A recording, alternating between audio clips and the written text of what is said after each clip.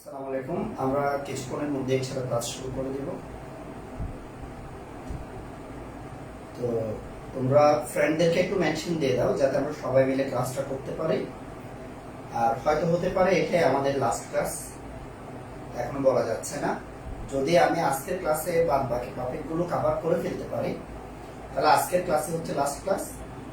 আর যদি আজকের ক্লাস আমাদের কভার না হয়, তাহলে হয়তো এই টপিকের উপর আমরা আরেকটা ক্লাস নিই। দেখা যাক, আমি চেষ্টা করবো আজকের ক্লাসে বাদ বাকি যে টপিকগুলো আছে সবগুলো কি করতে কভার করে ফেলতে। সবাই একটু ফ্রেন্ডদেরকে মেনশন করে দাও, সবাই ফ্রেন্ডদেরকে মেনশন করে দাও।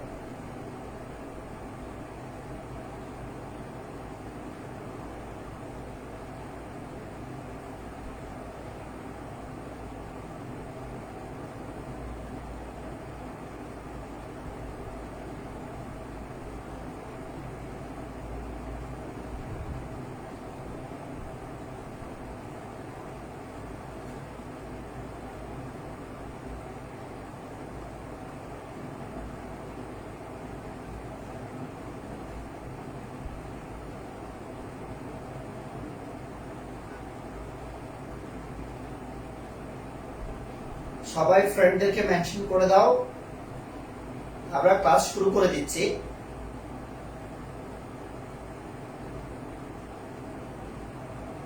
ওকে, তোমরা যারা আসছো তোমাদেরকে দিয়ে আমি ক্লাস শুরু করতেছি। আসসালামু আলাইকুম। তো আমরা ইঞ্জিনটা নিয়ে একটু পরে আলোচনা করব, ইঞ্জিনটা নিয়ে আমরা ইনশাআল্লাহ পরে আলোচনা করব। তবে কয়েকটা গুরুত্বপূর্ণ কথা বলে ফেলি, যেটা আমি দেখতেছি যে আমার পাবলিক গ্রুপে বর্তমানে যে জিনিসটা নিয়ে সব স্টুডেন্টদের মধ্যে সবচেয়ে বেশি প্রশ্ন কাজ করতেছে, সেই প্রশ্নগুলোর উত্তর আমি দিয়ে দিয়ে ক্লাস শুরু করব। সেটা হচ্ছে জৈব যৌগের রোডম্যাপ। জৈব যৌগের রোডম্যাপ নিয়ে সবার মধ্যে কি আছে, একটা কৌতূহল কাজ করতেছে, রোডম্যাপ। ওকে, আচ্ছা। তো প্রথম কথা হচ্ছে জৈব যৌগের রোডম্যাপ, এটার দাম কত, এটা কিনতে গেলে কত টাকা লাগবে। এটা 10 মিনিটস স্কুল এই রোডম্যাপটার টাকা নিছে 200 টাকা, শুধু ম্যাপটা দিছে। আর 5-6 ঘন্টার 4-5 ঘন্টার একটা লেকচার দিছে, এটার দাম হচ্ছে 200 টাকা। আমার এখানে লেকচার থাকবে 8 থেকে 10 ঘন্টার, মানে ডাবল। ম্যাপের সাথে প্র্যাকটিস বুক থাকবে, সবকিছু মিলে আমি এটার খরচটা শুধু নিচ্ছি 60 টাকা, শুধু 60 টাকা। এখন কথা হচ্ছে আমরা কিভাবে ম্যাপটা পাবো। সেকেন্ড প্রশ্ন, কিভাবে ম্যাপটা পাবো। সম্পূর্ণ জৈব যৌগ যেহেতু এখানে থাকবে, তো সবার জন্য এটা অনেক উপকারী।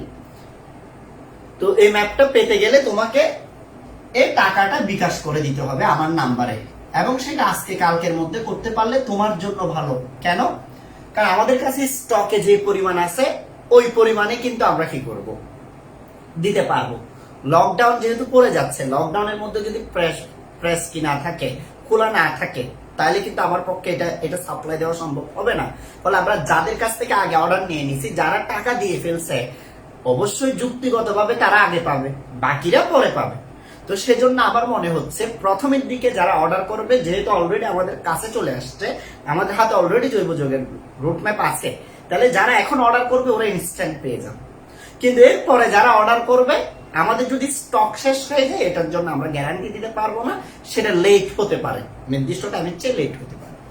এখন 60 টাকা দিয়ে যদি আপনি নিতে চান, তাহলে আপনাকে আমাদের অফিসে এসে নিয়ে যেতে হবে। আমাদের অফিস কয় জায়গায়? আমাদের অফিস 2 জায়গায়। একটা হচ্ছে চকবাজার অফিস, চকবাজার, আর আরেকটা হচ্ছে সদরঘাট অফিস। সপ্তাহে 2 দিন আমরা কি করব, এই রোড ম্যাপটা বিতরণ করব স্টুডেন্টের মধ্যে। তবে তার আগে টাকা বিকাশ করে দিতে হবে। এরকম না যে তুমি টাকা নিয়ে আসলে স্যার টাকা নেন, রোড ম্যাপ দেন, এরকম ভাবে একজনকে রোড ম্যাপ দেওয়া হবে না। করোনা জনিত কারণে ইনস্ট্যান্ট হবে না, আগে থেকে কি করতে হবে, সিরিয়াল অনুযায়ী দেওয়া হবে। সেজন্য আগে থেকে যারা টাকা দিয়ে রাখছে শুধু তারাই পাবে প্রথমে, যেহেতু আমাদের স্টক সীমিত। তাহলে চকবাজার আর সদরঘাটে আমরা দিব কয়টা বার থেকে কয়টা দিব, কি কি বারে দিব, এটা সবাই জানবে না, এটা জানবে শুধু যারা টাকা পাঠাইছে ওরা সেখানে একটা নাম্বার দিয়ে দিছে, ওই নাম্বারে মেসেজ চলে যাবে আগামীকাল দুপুর 12টা থেকে বিকেল 4টা পর্যন্ত রুটম্যাপ দেওয়া হবে, আপনারা এই টাইমে এসে সংগ্রহ করে নিয়ে যাবেন। এখন মনে করো তুমি যদি করোনা জনিত কারণে 60 টাকা দিয়ে এটা কালেক্ট করতে না পারো কেন অফিসে এসে, তাহলে হোম ডেলিভারির জন্য যারা হোম ডেলিভারি দেয় আমি ওদের সাথে কথা বলছি, চট্টগ্রাম সিটির ভেতরে যারা থাকবে ওদের জন্য এই 60 টাকার সাথে আরো 50 টাকা ডেলিভারি চার্জ কি হবে, অ্যাড হবে। 50 টাকা ডেলিভারি চার্জ অ্যাড হবে। এই টাকাটার সাথে আমার কোনো সম্পর্ক নেই, এটা হচ্ছে এজেন্সি নিয়ে যাবে গা, যারা ডেলিভারি দিবে তারা নিয়ে যাবে গা। অথবা যারা চট্টগ্রাম শহরের বাইরে আছে তাহলে ওদের দিতে হবে 110 টাকা, বিকাশ করতে হবে 110 টাকা। যারা চট্টগ্রাম শহরের বাইরে আছে, ঢাকা, বরিশাল, কুমিল্লা, ওদের কুরিয়ার খরচটা দিতে হবে। কুরিয়ার খরচ কত এক্স্যাক্টলি আমি জানি না, সেটা 100 টাকা ধরে নিছি আমি। 100 টাকার চেয়ে বেশি লাগলে বেশি দিতে হবে, কম লাগবে না। 100 টাকা ধরে নিলাম চট্টগ্রামের বাইরে যারা, তাহলে ওদেরকে সেই ক্ষেত্রে দিতে হবে 160 টাকা। এখন তাইলে তোমার কাছে মনে হবে রোড ম্যাপের দামের চেয়ে কুরিয়ারের খরচ বেশি, রোড ম্যাপের দামের চেয়ে কুরিয়ারের খরচ বেশি, সেজন্য আমি তোমাকে দিব নিনজা টেকনিক। নিনজা টেকনিক কি জিনিস স্যার? নিনজা টেকনিক হচ্ছে যেটার মাধ্যমে এই ডেলিভারি চার্জটা তুমি কমাইতে পারো। তুমি যদি ছেলে হও, তোমার ফ্রেন্ড সার্কেল আছে, মেয়ে হইলো তোমার ফ্রেন্ড সার্কেল আছে, তোমার বাসার আশেপাশে যারা থাকে সবার সাথে কথা বলে তুমি একসাথে 5টা অথবা একসাথে 10টা অর্ডার করবা। কারণ একসাথে 5টা বা 10টা অর্ডার হলেও 5টা বা 10টা অর্ডার হলেও সেগুলো ডেলিভারি চার্জ কিন্তু সেম। সিটির ভেতরে 50 টাকা, হয়তো কুরিয়ার খরচ 100 টাকার চেয়ে কিছু বেশি নিতে পারে, বলা যাচ্ছে না, 100 টাকাই ধরে নিলাম। তখন গিয়ে তোমার এই টাকাটা খুবই কমে যাবে। মনে করো 5 টাকা বা 10 টাকা দিয়ে তুমি তো ভাই কোচিং এ আসতে আর যেতেই 5 টাকা 5 টাকা 10 টাকা খরচ হয়, বাস ভাড়া হইলে, মেয়ে হইলে রিক্সা খরচ 5 টাকা 50 100 টাকা খরচ হয়ে যায়। তাইলে সেই ক্ষেত্রে তুমি 5 টাকা বা 10 টাকা খরচ করো, যদি একসাথে 5 পিস বা 10 পিস অর্ডার করো বন্ধু বান্ধবীরা গ্রুপ করে করে, তাহলে সেই ক্ষেত্রে হবে কি তোমার এটা খুবই কম টাকায় তোমার বাসা পর্যন্ত চলে যাবে। বাস ভাড়ার চেয়েও কম টাকায় তোমার বাসা পর্যন্ত চলে যাবে। তোমাদের একজনকে দিয়ে আসবে, তার সাথে দেখা করে অন্যান্যরা নিয়ে নিবে। এটা হচ্ছে যাদের এই খরচটা কমাইতে চাই তাদের জন্য আমার পক্ষ থেকে প্ল্যান। 2 নাম্বার, তোমাদের মধ্যে কেউ যদি উদ্যোক্তা হতে চায়, উদ্যোক্তা কেমন? মনে করো তোমার কাছে 1000 টাকা আছে, 1000 টাকা আছে, 1000 টাকা দিয়ে তুমি চাইলে অনেকগুলো রোড ম্যাপ একসাথে অর্ডার দিয়ে কিনে ফেলতে পারো। কিনে ফেলে রোড ম্যাপটা যেহেতু অলরেডি টাইমমেন্টস স্কুল 200 টাকা দিয়ে বিক্রি করতেছে, বাইরে থেকে কেউ 200 টাকার নিচে পাবে না। তাহলে তুমি চাইলে 60 টাকার জায়গায় 70 টাকা, 80 টাকা, 90 টাকা, 100 টাকা দিয়ে ফ্রেন্ডদেরকে দিতে পারবা। তাদেরকে বলবো আজাদ ভাই 60 টাকা দিয়ে দিছে, কিন্তু আমি একটু বেশি নিচ্ছি কারণ এটা আনতে আমার খরচ পড়ছে, ওই যে আমার ডেলিভারি চার্জটা আমার গেছে, সেই জন্য আমাকে একটু কি দিতে হবে, বেশি দিতে হবে। তুমি নিজে ভাইয়ার থেকে আনতে গেলে তোমার কিন্তু ডেলিভারি চার্জ লাগবে। তার চেয়ে বেটার আমার কাছ থেকে না, তোমারও লাভ আমারও লাভ। কথা বুঝাতে পারছি? তুমি চাইলে এভাবে দিতে পারো, তবে এটা 100 টাকার উপরে যাওয়া যাবে না, কারণ 100 টাকার উপরে গেলে সেই ক্ষেত্রে আমার বদনামি হবে। সুতরাং তোমরা চাইলে যে কোনো ভাবে তোমরা এই রোড ম্যাপটা কালেক্ট করতে পারো। তবে আমি বলবো যাদের রোড ম্যাপ নেওয়ার ইচ্ছা আছে তারা আজকে কালকে পরশু এই 3 দিনের মধ্যে কি করে ফেলো, টাকা পাঠাই দাও। রোড ম্যাপ তোমার হাতে যাক না যাক এটা নিয়ে তুমি চিন্তা করিও না, তুমি টাকাটা পাঠাই দাও। কারণ টাকা পাঠানোর সাথে সাথে তোমার নাম এন্ট্রি হয়ে গেছে। আমার 1000 জনের ভিতরে যদি তুমি থাকো তাহলে তোমার কাছে রোড ম্যাপ চলে যাবে। এরপরে যারা টাকা পাঠাবে, এই স্টক শেষ হয়ে গেলে সেকেন্ড লট আসলে তারপরে তারা কি পাবে, রোড ম্যাপ পাবে। আশা করি কথাগুলো তোমরা বুঝতে পারছো। এটা রিলেটেড কারো যদি কোনো ধরনের প্রশ্ন থাকে দ্রুত বলে ফেলো। যদি কারো কোনো ধরনের প্রশ্ন থাকে আমাকে দ্রুত বলে ফেলো। রোড ম্যাপ নিয়ে কারো কোনো ধরনের প্রশ্ন থাকলে দ্রুত বলে ফেলো। যদি কারো কোনো প্রশ্ন থাকে দ্রুত বলেন। রোড ম্যাপ নিয়ে টাকা কোথায় পাঠাবো, আমি যে পোস্ট দিছি সেই পোস্টের মধ্যে নাম্বার আছে 018118180002, এই নাম্বারে টাকা পাঠাবেন। টাকা বিকাশ করবেন। মোবাইল রিসার্চ করলে এরা আমি দিব না, এর রোড ম্যাপ দিব না। যারা মোবাইল রিসার্চ করে এরা সবাই আমার শত্রু। স্যার আপনাকে কল দিছি, আমার একটু প্রবলেম হয়েছে, হাসিনা আক্তার। কল দিয়ে লাভ কি, কমেন্টে লিখে দাও কি প্রবলেম হয়েছে।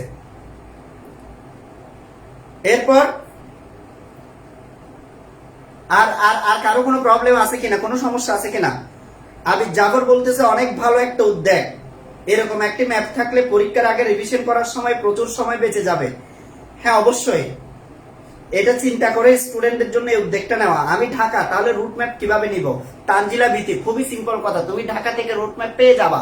তুমি জাস্ট টাকাটা বিকাশ করবা 60 টাকা, তার সাথে তুমি খরচ দিবা 100 টাকা, 160 টাকা পাঠাই দিবা, এবং গুগলের মধ্যে তোমার বিস্তারিত ঠিকানা লিখে দিবা। সেই ঠিকানা অনুযায়ী রোড ম্যাপ চলে যাবে, তোমার আশেপাশের সুন্দরবন কুরিয়ারে চলে যাবে।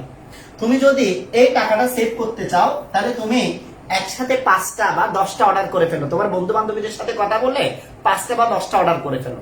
5টা বা 10টা অর্ডার করলে হয়তো সবগুলো পাঠাতেই খরচ হবে 100 টাকা। তাহলে পরবর্তীতে তোমরা বন্ধু বান্ধবীরা এটা ভাগ করে নিবা। যারা চট্টগ্রামের বাইরে আছে তাদের জন্য পরামর্শ এটাই। আর কারো কোনো প্রশ্ন আছে কিনা বলো, যদি প্রশ্ন না থাকে। হ্যাঁ, একজন মুমিন বলতেছে, মুমিন চৌধুরী স্যার রাঙ্গামাটি আসলে কত দিতে হবে? এটা আসলে আমি জানি না। মুমিন, তুমি তোমার আশেপাশে সুন্দরবন কুরিয়ার থাকলে ওদের কাছে গিয়ে জিজ্ঞেস করো যে চট্টগ্রাম থেকে এই আমাদের এই জায়গায় আসতে কত টাকা নিবে, কত টাকা নিবে, ওইটা ওদের কাছে জিজ্ঞেস করবা। ওরা যত টাকা বলবে তত টাকা দিলেই হবে। তারপরও আমি আগামীকাল কুরিয়ারে যাব, সুন্দরবন কুরিয়ারে যাব, গিয়ে বাংলাদেশের বিভিন্ন জেলাতে পাঠানোর জন্য খরচ কিরকম সেটা জেনে এসে আরো সুন্দরভাবে অ্যাকুরেট ভাবে আমি একটা পোস্ট করব। ঠিক আছে? উমর ফারুক বলতেছে স্যার ডেলিভারি দিতে কতদিন লাগতে পারে? ভাই ডেলিভারি দিতে একদিন লাগে, শুধু একদিন। বুঝাতে পারছি? একদিনের চেয়ে বেশি লাগবে না, একদিন বা 2 দিন। তবে আমার টার্গেট হচ্ছে আমি এখন আগে সবার কাছ থেকে কিনে নিচ্ছি, অর্ডার নিয়ে নিচ্ছি, মানে যাদের যাদের লাগবে সবগুলো নিয়ে নিব। দেখো আমি কিন্তু এখনো আমার মেইন গ্রুপে এটার কথা বলি নাই। এই একটা আমরা পোস্ট দিয়ে রাখছি, কারো কোনো প্রশ্নের উত্তরও দিচ্ছি না মেইন গ্রুপে। খেয়াল করছো কেন? কেন আজাদ ভাই, তো আজাদ ভাই এটা সেল করবে না কেন? আজাদ ভাই কারো কোনো কি দিচ্ছে না, রিপ্লাই দিচ্ছে না। কারণ হচ্ছে আজাদ ভাই জানে পরিমাণে আছে কম, তাহলে আগে উনার স্টুডেন্টরা যাতে পেয়ে যায় সেজন্য উনি এটা হাইলাইট করতেছে না। আমি একদিন লাইভে আসার কথা ছিল, আমি লাইভটাও করি নাই, কারণ ভাই আমার স্টকে যারা আছে আগে আমি আমার স্টুডেন্ট গুলোকে দিয়ে দিব, দিয়ে দেওয়ার পরে যখন দ্বিতীয় লটে আসবে তখন অন্যান্যদেরকে দিব। এই জন্য আমি বলতেছি যাদেরই লাগবে সবাই ধুমধাম টাকা পয়সা পাঠাই দিয়ে কি করে ফেলো, কনফার্ম করে ফেলো। জিনিস তো চলে যাবে, একদিন পরে হোক 2 দিন পরে হোক তোমার হাতে চলে যাবে। পেলে তোমরাই আগে পাবা, পেলে যদি আমার রোড ম্যাপ কারো হাতে যায় তাহলে তোমরাই পাবা। হোম ডেলিভারি কি শুধু চট্টগ্রাম জেলার যারা আছে ওদের জন্য? ঢাকাতে যারা আছে ওদেরটা আসলে হোম ডেলিভারি দেওয়াটা অনেক টাফ হবে। তবে ওদের আশেপাশে কুরিয়ারে আমরা কি করব, পাঠাই দিব, কুরিয়ারে এসে যে কোনো একজনে নিয়ে যাবে। তোমরা 10 জন ফ্রেন্ড মিলে মনে করো 10 কপি কি করছো, অর্ডার করছো, তো একজন গিয়ে কুরিয়ার থেকে নিয়ে আসলো, সাইকেল চালায় বা হেঁটে হেঁটে চলে গেল। যেমন আমার বাসার পাশেই কি আছে, সুন্দরবন কুরিয়ার আছে। সুন্দরবন কুরিয়ার এটার রবি কাস্টমার কেয়ারের মতো হয়েছে, অথবা এই বিকাশের দোকানের মতো হয়েছে। প্রত্যেক জায়গায় জায়গায় সুন্দরবন কুরিয়ার আছে।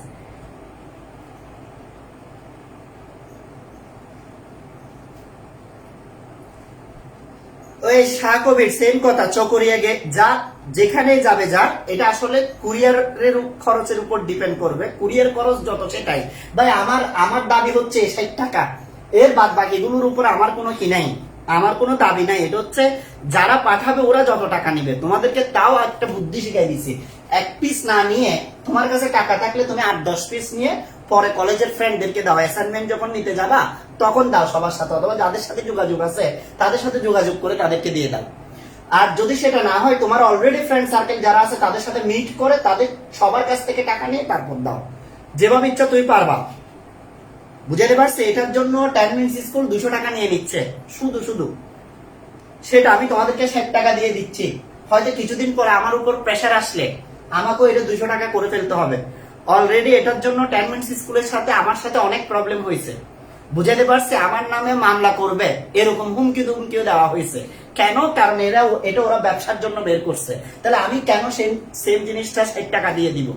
আমি আমার স্টুডেন্টের জন্য করছি, আমি তো এটা ব্যবসার জন্য করি নাই। বুঝাতে পারছি? এসেই বলে কোনোভাবে এখনো কি আছে। তো এই জন্য এটা নিয়ে প্রবলেম হচ্ছে আমার সাথে 10 মিনিটস স্কুলে। তো বাদ বাকিটা এখনো বলা যাচ্ছে না, দেখা যাক।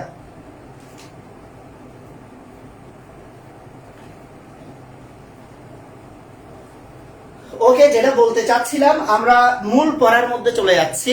সবাই মূল পড়াটা একটু ভালো করে খেয়াল করো।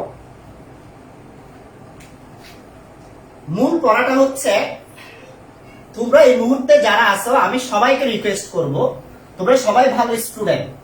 মাঝখানে মাঝখানে শুধু শয়তান তোমাদেরকে ডিস্টার্ব করে, আর শয়তান ডিস্টার্ব করার কারণে তোমরা দুমদাম ক্লাস থেকে চলে যাও।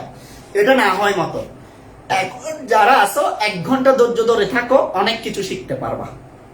আজকের ক্লাসে তোমাদেরকে ইঞ্জিনিয়ার বানাই ফেলবো। ইঞ্জিনিয়ার, বিশ্বাস হচ্ছে না? বিশ্বাস করে দিবে এখন। ইঞ্জিনিয়াররা কি বানায়? ইঞ্জিনিয়াররা মোটর রিক্সা বানায়। ছোট জিনিস বলছি, ইঞ্জিনিয়াররা সাইকেল বানায়, ইঞ্জিনিয়াররা এরপর সিএনজি বানায়, এরপর ট্রাক বানায়, বাস বানায়, কার বানায়, মার্সিডিজ বানায়। ইঞ্জিনিয়াররা উড়োজাহাজ বানায়, টাইটানিক শিপ বানায়। সব কারা বানায়? ইঞ্জিনিয়াররা বানায়। সবগুলো যানবাহনের একটা মূলনীতি, শুধু একটা মূলনীতি, একটা কনসেপ্টে সবগুলো কি করে? কাজ করে। সেখানে একটা মোটর থাকবে, মোটরটা ঘুরবে, সেখান থেকে এনার্জি প্রডিউস হবে, সেটা দিয়ে সবকিছু চলবে। এখন আমি এই কনসেপ্টটা বুঝাবো তোমাদেরকে একটা টপিক দিয়ে, যেটার নাম হচ্ছে হিট ইঞ্জিন। গত ক্লাস আমি বলছিলাম হিট ইঞ্জিনের মূল কনসেপ্ট কি। মূল কনসেপ্ট হচ্ছে একটা সোর্স থাকবে, এই একটা সোর্স, সেখান থেকে হিট সাপ্লাই হবে। কিসের ভিতরে? ইঞ্জিনের ভিতরে হিট সাপ্লাই হবে। হিট সাপ্লাই হইলে ইঞ্জিন সেই হিট গুলো নিয়ে কিছু পরিমাণ কাজ করবে, ডব্লিউ পরিমাণ কাজ করবে। কিন্তু সেকেন্ড ল অফ থার্মোডাইনামিক্স বলতেছে সবগুলো হিটকে সে ওয়ার্কে কনভার্ট করতে পারবে না।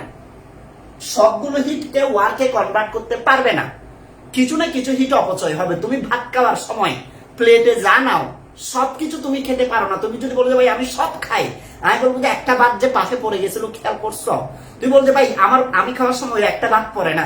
আমি বলবো তুমি খাওয়ার পর প্লেটে যে একটা একটু করে অয়েলি অনেক কিছু থেকে গেছিল, খেয়াল করছো? তুমি যদি বলছো আমি পানি দিয়ে ধুয়ে খেয়ে ফেলবো, আমি বলবো যে নখের ভিতর যে একটা করে ঢুকে গেছিল, তুমি খেয়াল করছো? মোট কথা কিছু না কিছু কি হবে? অপচয় হবে। তো এখানে হচ্ছে প্রত্যেকটা ইঞ্জিনের ক্ষেত্রে মূল বেসিক্সটা হচ্ছে একটা সোর্স থাকবে, সোর্সে থেকে হিট ইঞ্জিনের মধ্যে সাপ্লাই হবে। ইঞ্জিনের মধ্যে সাপ্লাই হইলে সেখান থেকে ইঞ্জিন কিছু পরিমাণ ওয়ার্ক করবে, আর বাদ বাকিগুলো সে এনভায়রনমেন্টের মধ্যে ছেড়ে দিবে। বলছে মনে করে 100 জুল হিট ইঞ্জিনকে দিছি, ইঞ্জিন সেখান থেকে 70 জুল কি করছে? ওয়ার্ক করছে। তার মানে সে এনভায়রনমেন্টকে ছেড়ে দিছে 30 জুল। এখান থেকে আমরা একটা জেনারেল ইকুয়েশন বানাইছি, সেটা ওয়ার্কের পরিমাণ হচ্ছে যে পরিমাণ ইঞ্জিনকে দেওয়া হয় এবং সেখান থেকে ইঞ্জিন যে পরিমাণ কি করে? পরিবেশে ছেড়ে দেয়। এই দুটোর পার্থক্য হচ্ছে কাজের পরিমাণ। মনে করে ইঞ্জিনকে দিছে আমি 100 জুল, মাইনাস সেখান থেকে ইঞ্জিন বাদ দিয়ে দিছে কত জুল? বলো না। পরিবেশে ছেড়ে দিছে 30 জুল। তার মানে ইঞ্জিন ওয়ার্ক করছে কত জুল? 70 জুল। চলো একটা এক্সাম্পল দিয়ে বুঝাই। এক্সাম্পলকে একটা ইঞ্জিন থাকবে, সেটাকে আমি হিট দিব, ইঞ্জিন কাজ করবে। এরকম একটা এক্সাম্পল দেওয়ার জন্য এখানে আমি একটা ব্যবস্থা করছি, সবাই ভালো করে খেয়াল করো। এই দেখো, এখানে আমার কাছে একটা ইঞ্জিন আছে, এটা মনে করো একটা মোটর। তো এখানে আমি হিট দিচ্ছি, হিট দেওয়ার কারণে এই ইঞ্জিনটা কিভাবে এখন চলবে? এই দেখো, তাহলে এদিক থেকে হিট যাচ্ছে, হিট এদিক থেকে যাচ্ছে, আর ওই হিট গুলো দিয়ে এই ইঞ্জিনটা চলতেছে। তাহলে আমি তো সেটাই বলছি, হিট সোর্স থেকে হিট যাবে, ইঞ্জিন সেই হিটটাকে ওয়ার্কে কি করবে? কনভার্ট করবে। তবে এখান থেকে যে পরিমাণ হিট যাচ্ছে সবগুলো কিন্তু কি হবে না? ওয়ার্কে কনভার্ট হবে না ভাইয়া। তাহলে কি হবে স্যার? সবগুলো যদি ওয়ার্কে কনভার্ট না হয় তাহলে কি হবে? তাহলে এখানে অনেকগুলো হিট আছে, যে হিটগুলো এনভায়রনমেন্টের মধ্যে ছড়িয়ে পড়বে। বুঝাতে পারছি? মনে করো এখান থেকে 100 জুল গেছিল, 100 জুল থেকে 70 জুল দিয়ে এগুলো কাজগুলো হচ্ছে, বাদ বাকি হিট গুলো আশেপাশে ছড়িয়ে পড়তেছে, এটাই মনে করো 30 জুল। আর এটাকে আমরা বলতেছি হিট ইঞ্জিন। হিট ইঞ্জিন সবাই বুঝছো কিনা কমেন্টে লিখো। সবাই বুঝছো কিনা কমেন্টে লিখো। সবাই বুঝছেন কিনা কমেন্টে লিখেন, তাড়াতাড়ি লিখেন, তাড়াতাড়ি লিখেন। হিট ইঞ্জিন কিভাবে কাজ করে? হিট ইঞ্জিন কিভাবে কাজ করে সবাই বুঝছেন কিনা কমেন্টে লিখেন। কমেন্টে লিখেন। সামনে আমাদের আরো অনেকগুলো ইন্টারেস্টিং টপিক আসতেছে, আমি আশা করব শেষ পর্যন্ত সবাই থাকবা। খবরদার নিজেদের লস নিজেরা করিও না। এই যে শাহ কবির বলতেছে বুঝছি, নাজিয়া সেলিম বলতেছে বুঝছি, জুনাইদ বলতেছে বুঝছি, রেখানাত বুঝছি, নিশাদ বড় বলতেছে বুঝছি, আরওয়েজ রাহাত বলতেছে আলহামদুলিল্লাহ ভালো ভালো করে বুঝছি, ভেরি গুড। যদি সবাই বুঝে যাও হিট ইঞ্জিন কিভাবে কাজ করে, এটা জাস্ট আমি কি দেখাইছি, এটা তুমি মনে করবে না যে এখানেই শেষ। আসলে এখানে শেষ না, এখানে মাত্র চিন্তা ভাবনার শুরু, মাত্র চিন্তা ভাবনার শুরু। এবার চলো আমরা এফিসিয়েন্সি অফ হিট ইঞ্জিন, একটা হিট ইঞ্জিনের এফিসিয়েন্সি বা এফিসিয়েন্সিটাকে আমরা আরেকটা কথা বলি, এটার আরেকটা কথা আমরা বাংলায় বলি দক্ষতা। প্রথমে তোমাদেরকে দক্ষতা শব্দটা বাংলা ভাষা দিয়ে বুঝাবো, তারপর ফিজিক্স দিয়ে বুঝাবো ইঞ্জিনের ক্ষেত্রে। ভাই মনে করো আমার ক্লাসে 3 জন স্টুডেন্ট আছে, আমি একজন ম্যাথ টিচার, আমার ক্লাসে 3 জন স্টুডেন্ট আছে। একজন স্টুডেন্টের নাম হচ্ছে জান্নাতুল নাইমা, এটার নাম হচ্ছে নাইমা, এটা আরেকজন স্টুডেন্ট। আমি দক্ষতা বুঝাচ্ছি, খেয়াল করবা, এমন ভাবে বুঝাবো যাতে আর কখনো দক্ষতা নিয়ে কোনো প্রবলেম না হয়। এটার নাম হচ্ছে এনি। আরেকটা আছে স্টুডেন্ট, এটার নাম হচ্ছে সাদিয়া। খেয়াল করো, একটা হচ্ছে নাইমা, একটা হচ্ছে এনি, আর একটা হচ্ছে সাদিয়া। তো এখন আমি চাচ্ছি এই 3 জনের মধ্যে কার দক্ষতা কেমন সেটা পরীক্ষা করতে। সেজন্য আমি নাইমাকে এই 3 জনকে SW দিলাম, 3 জনকে SW দিলাম 10টি প্রশ্ন। বললাম যে আগামীকাল এই 10টি প্রশ্নের উত্তর সবাই শিখে আসবা। নাইমাকে জিজ্ঞেস করলাম, নাইমা তুমি কয়টা শিখছ? ও বলছে ভাইয়া 5টা। এনিকে জিজ্ঞেস করলাম, এনি কয়টা শিখছ? সে বলছে ভাইয়া 7টা। সাদিয়াকে বললাম, সাদিয়া কয়টা শিখছ? সে বলছে ভাইয়া 8টা। এবার তোমরা বলো কার দক্ষতা কেমন কিভাবে বের করো? নাইমার দক্ষতা এটাকে গ্রিক বর্ণে ইটা দিয়ে প্রকাশ করে। 10-এর মধ্যে 5, 10-এর মধ্যে 5 হচ্ছে কার? নাইমার। এনির দক্ষতা কি? 10-এর মধ্যে 7। দেখো না স্যার এইভাবে মার্কস দেয় পরীক্ষায়। সাদিয়ার দক্ষতা কি? 10-এর মধ্যে 8। যদি দক্ষতাকে শতকরাতে প্রকাশ করতে চাও 100 দিয়ে কি করতে হবে? গুণ করে দিতে হবে। তাহলে ইকুয়ালস টু হবে 50%, এর দক্ষতা হবে 70%, এর দক্ষতা হবে 80%। আমার ক্লাসে 100% দক্ষতা সম্পন্ন কোনো স্টুডেন্ট নাই, কারণ আমি 10টার মধ্যে 10টি প্রশ্নের উত্তর শিখে আসছে এরকম কাউকে পাই নাই। তাহলে স্যার দক্ষতা কি? দক্ষতা হচ্ছে আমি তাকে কি পরিমাণ ইনপুট দিলাম, সেখান থেকে সে আমাকে কি পরিমাণ আউটপুট দিল, এই দুটোটার যে অনুপাত, এই অনুপাতটার নাম হচ্ছে দক্ষতা। একটা সিস্টেমকে, একটা ইঞ্জিনকে কি পরিমাণ ইনপুট দেওয়া হয় আর সেখান থেকে সে কি পরিমাণ আউটপুট দেয়, আউটপুট মানে সে কতটুক কাজ করছে, সে কতটুক ডিমান্ড ফিল আপ করছে, এই দুটোটার অনুপাতটার নাম হচ্ছে এফিসিয়েন্সি অফ ইঞ্জিন অথবা এফিসিয়েন্সি অফ এ স্টুডেন্ট। আশা করি তোমরা বুঝতে পারছো যে দক্ষতা জিনিসটা কি। তাহলে এই 4-3 জনের মধ্যে কে ভালো আমাদের জন্য? সাদিয়ার জন্য স্টার মার্ক হবে 3টা, এনির জন্য স্টার মার্ক হবে 2টা, নাইমার জন্য স্টার মার্ক হবে 1টা।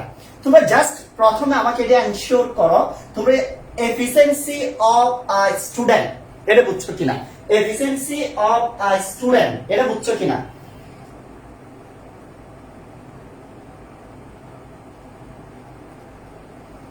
সবাই এটা বুঝছো কিনা কমেন্টে লিখো, এফিসিয়েন্সি অফ আ স্টুডেন্ট।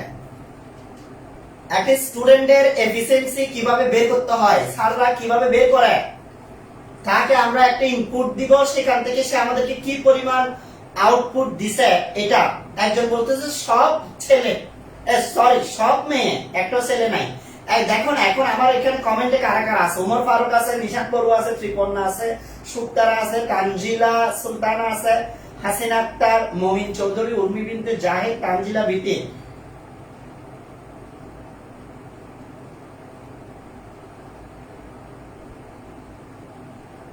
ওকে ওকে, সবাই বুঝে গেছে এফিসিয়েন্সি অফ আ স্টুডেন্ট কিভাবে বের করতে হয়। চলো এবার এফিসিয়েন্সি অফ এ ইঞ্জিন, একটা হিট ইঞ্জিনের এফিসিয়েন্সি কিভাবে বের করব। তাহলে আমরা বুঝছি এফিসিয়েন্সির মূল কনসেপ্ট হচ্ছে দুইটা। একটা হচ্ছে তাকে কি পরিমাণ ইনপুট দিচ্ছি। দেখো এই ইঞ্জিনের মধ্যে ইনপুট হচ্ছে Q1 পরিমাণ তাপ, ইঞ্জিন কি পরিমাণ আউটপুট দিচ্ছে।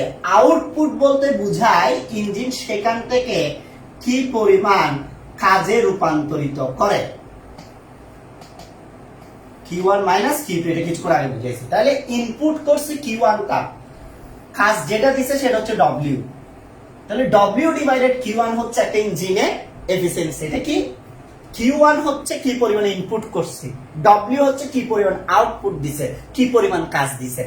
হিট ইঞ্জিনের ক্ষেত্রে এই হিসাবটা খুবই simple, Q1 minus Q2 divided Q1।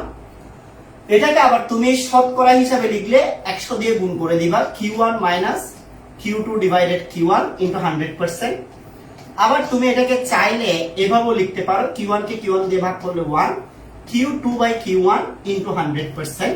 তুমি যেভাবেই লিখো না কেন, এটাকে এই ইকুয়েশন গুলোকে আমরা বলতেছি হিট ইঞ্জিনের এফিসিয়েন্সি। হিট ইঞ্জিনের এফিসিয়েন্সি এতটুকু বুঝছো কিনা বলো? হিট ইঞ্জিনের এফিসিয়েন্সি এতটুকু বুঝছো কিনা বলো? যদি বুঝে যাও আমরা এরপরে টপিকে যাব, স্লাইড চেঞ্জ করব। স্লাইড চেঞ্জ করব, সবাইকে বলতেছি সবাই ধৈর্য ধরে ক্লাসগুলো করো, ক্লাস থেকে বের হবা না। নাজিয়া সেলিম বলতেছে বুঝছি। সামির সাইফুদ্দিন জানা, সে আসলে খুব খুব এনজয় করে ক্লাসগুলো, এটা খুবই ভালো। ক্লাস এনজয় করতে পারলে এটা খুবই ভালো। উমর ফারুক মঞ্জিল সে বলছে আলহামদুলিল্লাহ বুঝছি, তানজিলা বিতে বলছে খুব ভালো করে বুঝছি, রেখানাত বলছে বুঝছি, হাসিনা বলতেছে বুঝছি। ভেরি গুড, ভেরি গুড, সবাই বুঝছে। তাহলে আমরা এফিসিয়েন্সি অফ হিট ইঞ্জিন বুঝে গেলাম। চলো আমরা এর পরের টপিকে চলে যাই। নাইস একটা টপিক, এর নাম হচ্ছে কার্নো ইঞ্জিন। এটা ইংরেজিতে পড়লে অনেকের কাছে কার্নট মনে হবে, কার্নট। আমি যদিও অত ভালো ইংরেজি পারি না, বাট এখানে নটের ঠিক উচ্চারণ হবে না, বলে এটা হবে কার্নোস ইঞ্জিন, কার্নোস ইঞ্জিন অথবা কার্নো ইঞ্জিন। কার্নো ইঞ্জিন কি? এখানে তো কিছুক্ষণ আগে একটা আমরা ইঞ্জিন দেখলাম, তাহলে ওই ইঞ্জিন আর এই ইঞ্জিনের মধ্যে ডিফারেন্স কোথায়? ডিফারেন্স হচ্ছে সাদি কার্নো উনি আসলে এমন এক ধরনের ইঞ্জিন কল্পনা করেন যে ইঞ্জিন দিয়ে খুব ইজিলি কাজ করা যায়। একটা রিভার্সেবল প্রসেসের মাধ্যমে ইঞ্জিনটা অটোমেটিক্যালি সোর্স থেকে হিট নিয়ে এনার্জি করবে, সোর্স থেকে হিট নিবে, নিয়ে সেটাকে ওয়ার্কে কি করবে? কনভার্ট করবে। যেমন যেমন আমি তোমাকে একটা এক্সাম্পল বলি, মনে করো একটা কার চলতেছে, কার যাচ্ছে রাস্তা দিয়ে, তো আমাদের এনভায়রনমেন্টের টেম্পারেচার হচ্ছে 25 ডিগ্রি সেলসিয়াস।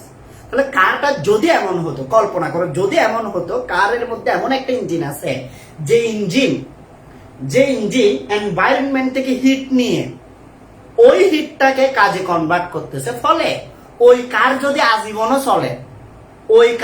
আজীবনও চলে কোনোদিন বন্ধ করার প্রয়োজন হবে না। কারণ হচ্ছে আমাদের পরিবেশে যে পরিমাণ হিট আছে সেটা হচ্ছে ইনফিনিটি, অসীম সংখ্যক কি আছে? হিট আছে। কথা বুঝতে পারছেন? এনভায়রনমেন্ট থেকে যদি হিট সে নেয়, নিয়ে যদি চলে, এটা আজীবন চলবে, এটা কোনোদিন কি হবে না, বন্ধ হবে না। কারণ তেলের হইলে, অয়েলের গাড়ি হইলে অয়েল শেষ হলে শেষ, গ্যাসের গাড়ি হইলে গ্যাস শেষ হলে কি শেষ। কিন্তু যদি এমন হইতো যে সোর্স থেকে হিটটা নিব এবং এটা দিয়ে চলবে, সোর্স যদি এমন হয় যেমন আমাদের পৃথিবী, রাস্তা দিয়ে গাড়িটা যাচ্ছে, যাওয়ার সময় রাস্তার আশেপাশের এনভায়রনমেন্ট হিটটা সে নিয়ে নিচ্ছে, ইঞ্জিনটা টেনে নিচ্ছে, টেনে নিয়ে সেটা দিয়ে ওয়ার্ক করতেছে।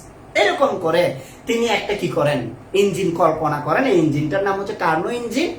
বাস্তবে কার্নো ইঞ্জিন গঠন করা সম্ভব কিনা আমরা সেটাতে আরো পরে যাব। তবে তার আগে আমি একটু কার্নো ইঞ্জিনের গঠনটা তোমাদেরকে বুঝাই। এই কার্নো ইঞ্জিন, এটাতে মূলত 4টি অংশ থাকবে, তুমি দেখতে পাচ্ছ। কার্নো ইঞ্জিনের অংশ থাকবে কয়টি? 4টি। এর মধ্যে প্রথমে থাকবে হিট ইনসুলেটর।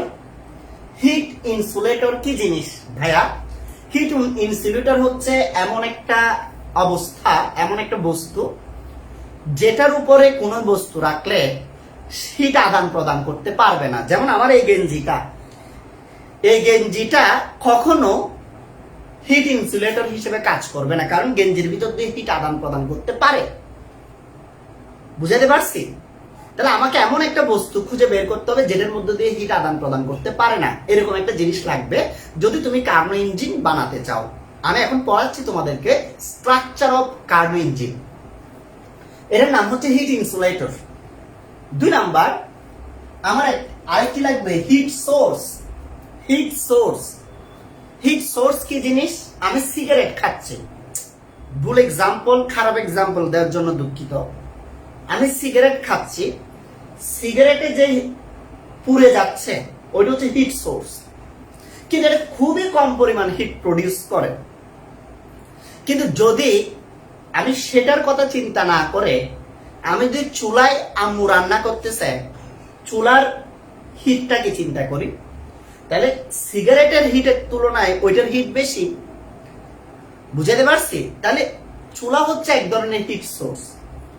আমি যদি চুলার চিন্তা না করে আমি যদি সূর্য চিন্তা করি, তাহলে সূর্য এটাও হিট সোর্স, বাট এটার হিটের পরিমাণ সিগারেট বা চুলার তুলনায় অনেক বেশি, অনেকটা ইনফিনিট লেভেলের।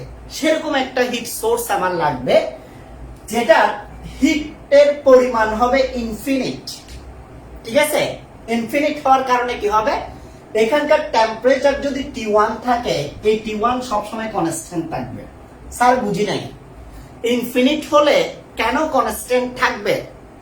আমি যদি তোমাকে একটা কথা বলি, দেখি তুমি এটার উত্তর দিতে পারো কিনা। আমি এখন এই লাইনটা বুঝাচ্ছি, এই হিট সোর্সের হিটের পরিমাণ ইনফিনিট হলে টি কনস্ট্যান্ট থাকবে কেন?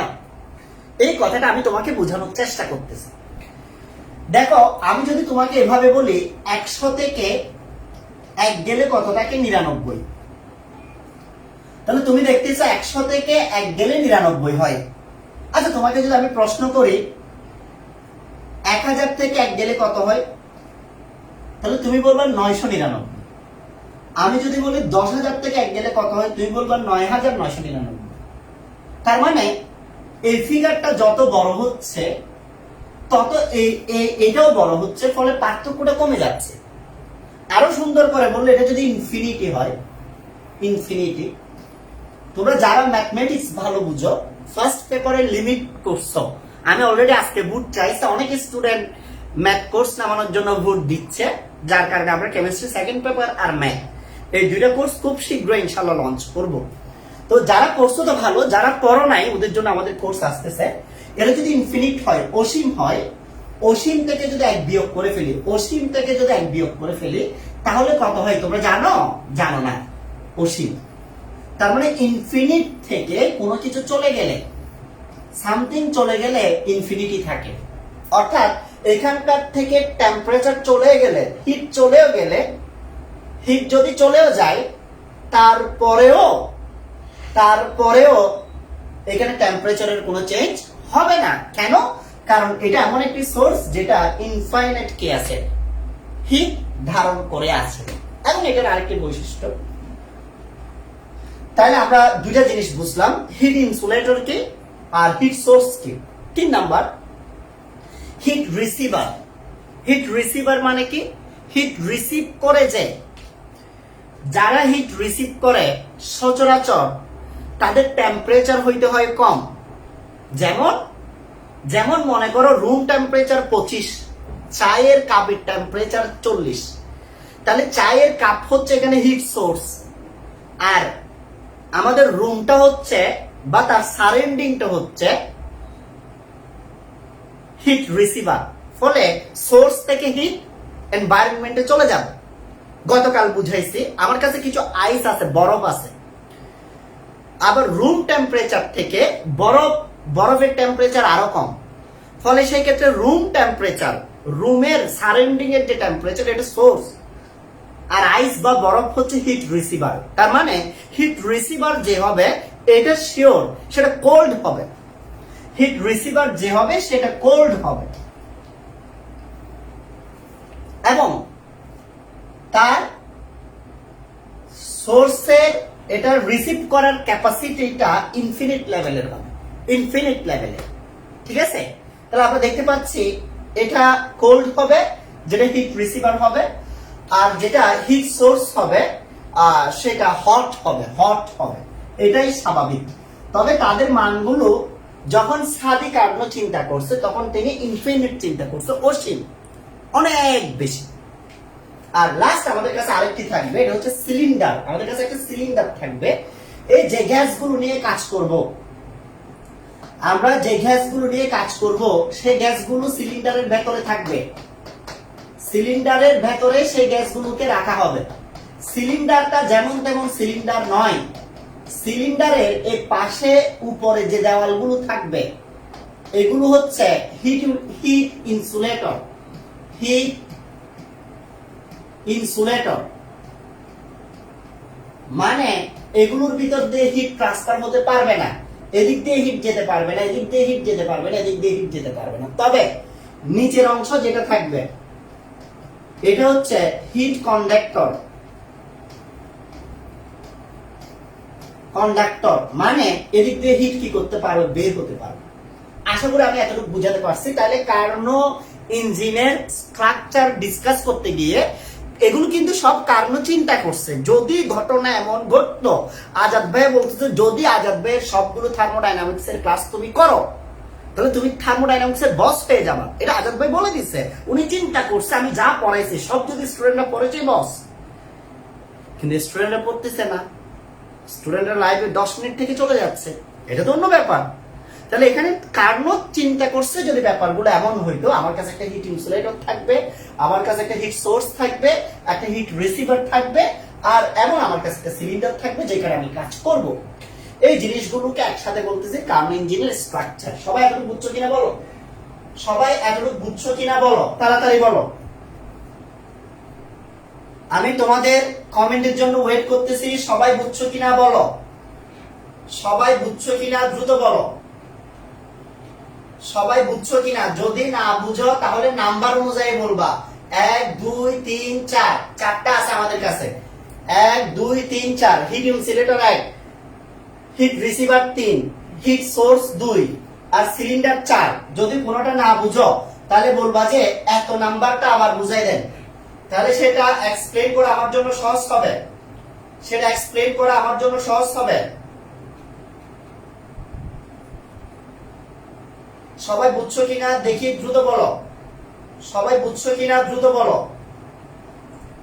সবাই বলতেছে আলহামদুলিল্লাহ, তারা ভালো করে বুঝছে। ওকে, তোমরা যদি এতটুকু বুঝে থাকো, আমি এতটুকু ঘটনাটা একটু অ্যানিমেশন দিয়ে তোমাদেরকে একটু ভালো করে বুঝাতে চাই। চলো অ্যানিমেশন থেকে আরেকটু ভালো করে বুঝি। যদিও তোমরা ভালো করে বুঝে গেছো বলছো, বাট আমি চাচ্ছি ব্যাপারটা একটু অ্যানিমেশন দিয়ে দিলে হয়তো আরেকটু ক্লিয়ার হবে তোমাদের। এটা দিয়ে দেখাচ্ছে, একটু সবাই খেয়াল করো। এখানে মূলত আমি হিট ইঞ্জিনের স্ট্রাকচারটা দেখানোর চেষ্টা করতেছি। ওকে, প্রত্যেকটা স্টেপ আমি এক্সপ্লেন করব। এই এতটুকুতে দেখাচ্ছি। এটা হিট ইঞ্জিনটা কে দিছে, বিজ্ঞানী সাদি কার্নো দিছে। তিনি কোন কনসেপ্টের উপর বেস করে দিছে, তিনি দিছে হিট ইঞ্জিনের কনসেপ্টের উপর। অর্থাৎ যেখানে কোন একটা সোর্স থেকে আমরা যদি হিট দিই তাহলে সেই হিটটা অটোমেটিক্যালি হিট এনার্জি থেকে মেকানিক্যাল এনার্জিতে কি হয়ে যাবে, ট্রান্সফার হয়ে যাবে। আর হিট এনার্জি যখন মেকানিক্যাল এনার্জিতে ট্রান্সফার হবে তখন সাদি কার্নো এক্সপ্লেন করছে কিভাবে হিট এনার্জি মেকানিক্যাল এনার্জিতে চেঞ্জ হওয়ার ক্ষেত্রে যে কিভাবে এটা রিভার্সেবল প্রসেসে কাজ করবে। যদি ইঞ্জিন রিভার্সেবল প্রসেসে কি করতে পারে, কাজ করতে পারে থার্মোডাইনামিক্স প্রসেস অনুযায়ী, যদি সেই অনুযায়ী কাজ করে তাহলে এই ইঞ্জিনটা একটা আইডিয়াল ইঞ্জিন হিসেবে কাজ করবে এবং এটা কন্টিনিউয়াসলি চলতে থাকবে। আমি বলছি কার যদি একবার কার্বন ইঞ্জিন দিয়ে তুমি স্টার্ট করে দাও, এই কার আর জীবনে থামবে না। কেন? কারণ এটা এমন একটা সোর্স থেকে হিট পাচ্ছে যেটার হিট জিন্দেগিতে কি হবে না, শেষ হবে না, সেজন্য আজীবন কার চলতে থাকবে। এটা তিনটি ইম্পর্টেন্ট স্টেপ। একটা হচ্ছে নন কন্ডাক্টিং স্ট্যান্ড, আরেকটি হচ্ছে হিট সোর্স। এই যে আমি বলছিলাম হিট সোর্স মানে রিজার্ভার, যেটা থেকে হিট বের হবে, আর এটার ইনফিনিট হিট থাকার কারণে টেম্পারেচারটা কনস্ট্যান্ট হবে। এরপর এখানে আইস মনে করো কোল্ড রিজার্ভার, অথবা যেটা তোমার তাপগ্রাহক হিসেবে কাজ করবে। এখানেও এটার গ্রহণ করার ক্ষমতা মনে করো ইনফিনিট লেভেলের। আর আমাদের কাছে থাকবে একটা সিলিন্ডার, সিলিন্ডারের ভিতরে গ্যাসগুলো থাকবে, এটা একটা পিস্টন থাকবে, এটা উপরে নিচে কি করতে পারবে, উঠানামা করতে পারবে, উঠানামার মাধ্যমে এটা কাজ করবে। এগুলো ইনসুলেটর হবে, এদিক দিয়ে হিট যেতে পারবে না, বাট নিচের অংশ যেটা থাকবে বেস, ওইটার ভিতর দিয়ে হিট কি করতে পারবে, ট্রান্সফার হতে পারবে। তাহলে আমি যে কথাগুলো মুখে বলছি, আমি সেই কথাগুলো আরেকবার অ্যানিমেশন থেকেও তোমাদেরকে দেখাই দিছি। সবাই বলো অ্যানিমেশন দেখার পর জিনিসটা আরেকটু ক্লিয়ার হয়েছে কিনা। অ্যানিমেশন দেখার পর জিনিসটা আরেকটু ক্লিয়ার হয়েছে কিনা সবাই একটু কমেন্টে লিখো। অ্যানিমেশন দেখার পর জিনিসটা আরেকটু ক্লিয়ার হয়েছে কিনা সবাই একটু কমেন্টে লিখো। অ্যানিমেশন দেখার পর জিনিসটা আরেকটু ক্লিয়ার হয়েছে কিনা সবাই একটু দেখো।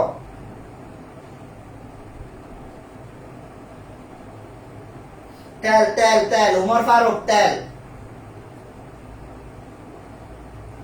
সামির বলতেছে ক্লিয়ার মানে শ্যাম্পু। আরিজ রাহাত বলছে একেবারে পানি হয়ে গেছে। রাহাত তোমাকে থ্যাঙ্কস। রাহাত কিন্তু কাজগুলো করতেছে, তোমরা জানো কিনা জানি না, রাহাত আমাদেরকে হেল্প করতেছে। যাক, তাহলে মোটামুটি আমরা আপাতত স্ট্রাকচারটা দেখলাম। এবার আসলে পরের অংশটা আমি পড়াবো, তবে পরের অংশটা পড়ানোর আগে আমি জিনিসটা আরেকটু এক্সপ্লেন করি, তারপর আমি আবার অ্যানিমেশনে যাব। তাহলে চলো কার্বন ইঞ্জিন কিভাবে কাজ করবে, এবার কার্বন ইঞ্জিনের কাজটা দেখাবো। মনে করো আমার কাছে এই গ্যাসগুলো আছে, ওকে, এই গ্যাসগুলো আছে। তো এই গ্যাসগুলোকে আমি প্রথমে হিট সোর্সের উপর বসাবো। গ্যাসগুলোকে এই সিলিন্ডার সহ গ্যাসটাকে নিলাম, নিয়ে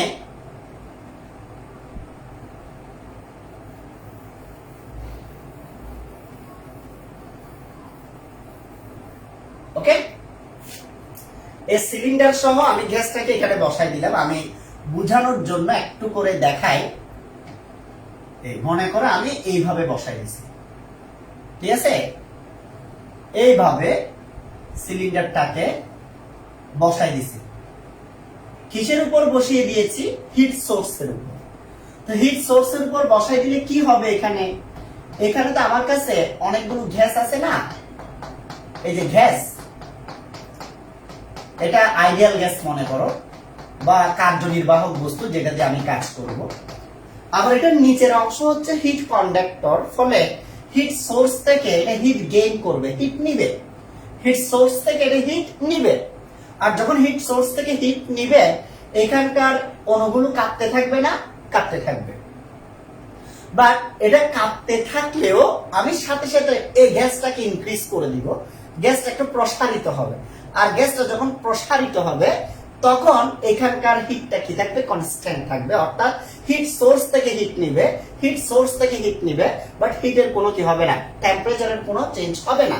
তাহলে এই ক্ষেত্রে একটু প্রসারণ হবে, এই ক্ষেত্রে একটু প্রসারণ হবে। এটার নাম বলতেছি, যেহেতু তাপমাত্রা সেম থেকে যাবে, যেহেতু তাপমাত্রা সেম থেকে যাবে, সেজন্য এটার নাম হচ্ছে সমুষ্ণ প্রসারণ বা আইসোথার্মাল এক্সপেনশন। জিনিসটা আমি একটু যদি এখানে এঁকে দেখাই, এঁকে দেখালে জিনিসটা তোমাদের কাছে আরেকটু কি মনে হবে, ইজি মনে হবে। দেখো, কার্বন ইঞ্জিন বুঝতে গেলে ধৈর্য লাগবে। তোমাদের মধ্যে কোন কোন স্টুডেন্টদের ধৈর্য আছে এটা আমি 10 মিনিট পরে বুঝবো।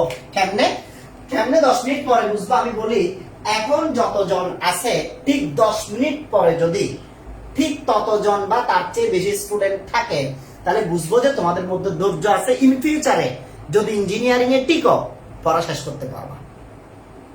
আর নয়তো ইঞ্জিনিয়ারে টিকলে পালাই আসতে হবে, পালাই যেতে হবে। যে ছেলে সামান্য কার্বন ইঞ্জিন বোঝানোর ধৈর্য ধরতে পারে না, সেই ইঞ্জিনিয়ারিং করবে কোত্থেকে? এগুলো ইঞ্জিনিয়ারিং সাবজেক্ট, তোমাদের সাদমান সাকিব স্যার এগুলোর উপর পড়ালেখা করছে। খেয়াল করো, যেটা বলতে চাচ্ছিলাম সেটা হচ্ছে, মনে করো আমি এখানে একটা গ্রাফ নিলাম, ওকে, এখানে একটা গ্রাফ নিলাম, পি বনাম ভি লেখচিত্র। আরামসে ঠান্ডা মাথায় ধীরে ধীরে বুঝবা, পড়ালেখাতে দৌড়াদৌড়ি নাই, শান্তির জিনিস পড়ালেখা। এই যে আমার কাছে যে গ্যাসগুলো আছে, বর্তমানে যে গ্যাসগুলো আছে, এই গ্যাসগুলোর বর্তমানে এটার ভিতরে একটা চাপ আছে, এই চাপটাকে আমি ধরে নিলাম P1, যতটুকু আয়তন দখল করে আছে সেটাকে আমি ধরে নিলাম V1, এবং আমি আমার গ্রাফের মধ্যে সেই পয়েন্টটা ধরে নিলাম এই পয়েন্টটা, এই পয়েন্টটা এ, এবং পয়েন্টটার নাম হচ্ছে P1 V1। ঠিক আছে, এই গ্যাসগুলো এখানে আছে, গ্যাসগুলো এখানে আছে, এই জায়গায় গ্যাসগুলো আছে।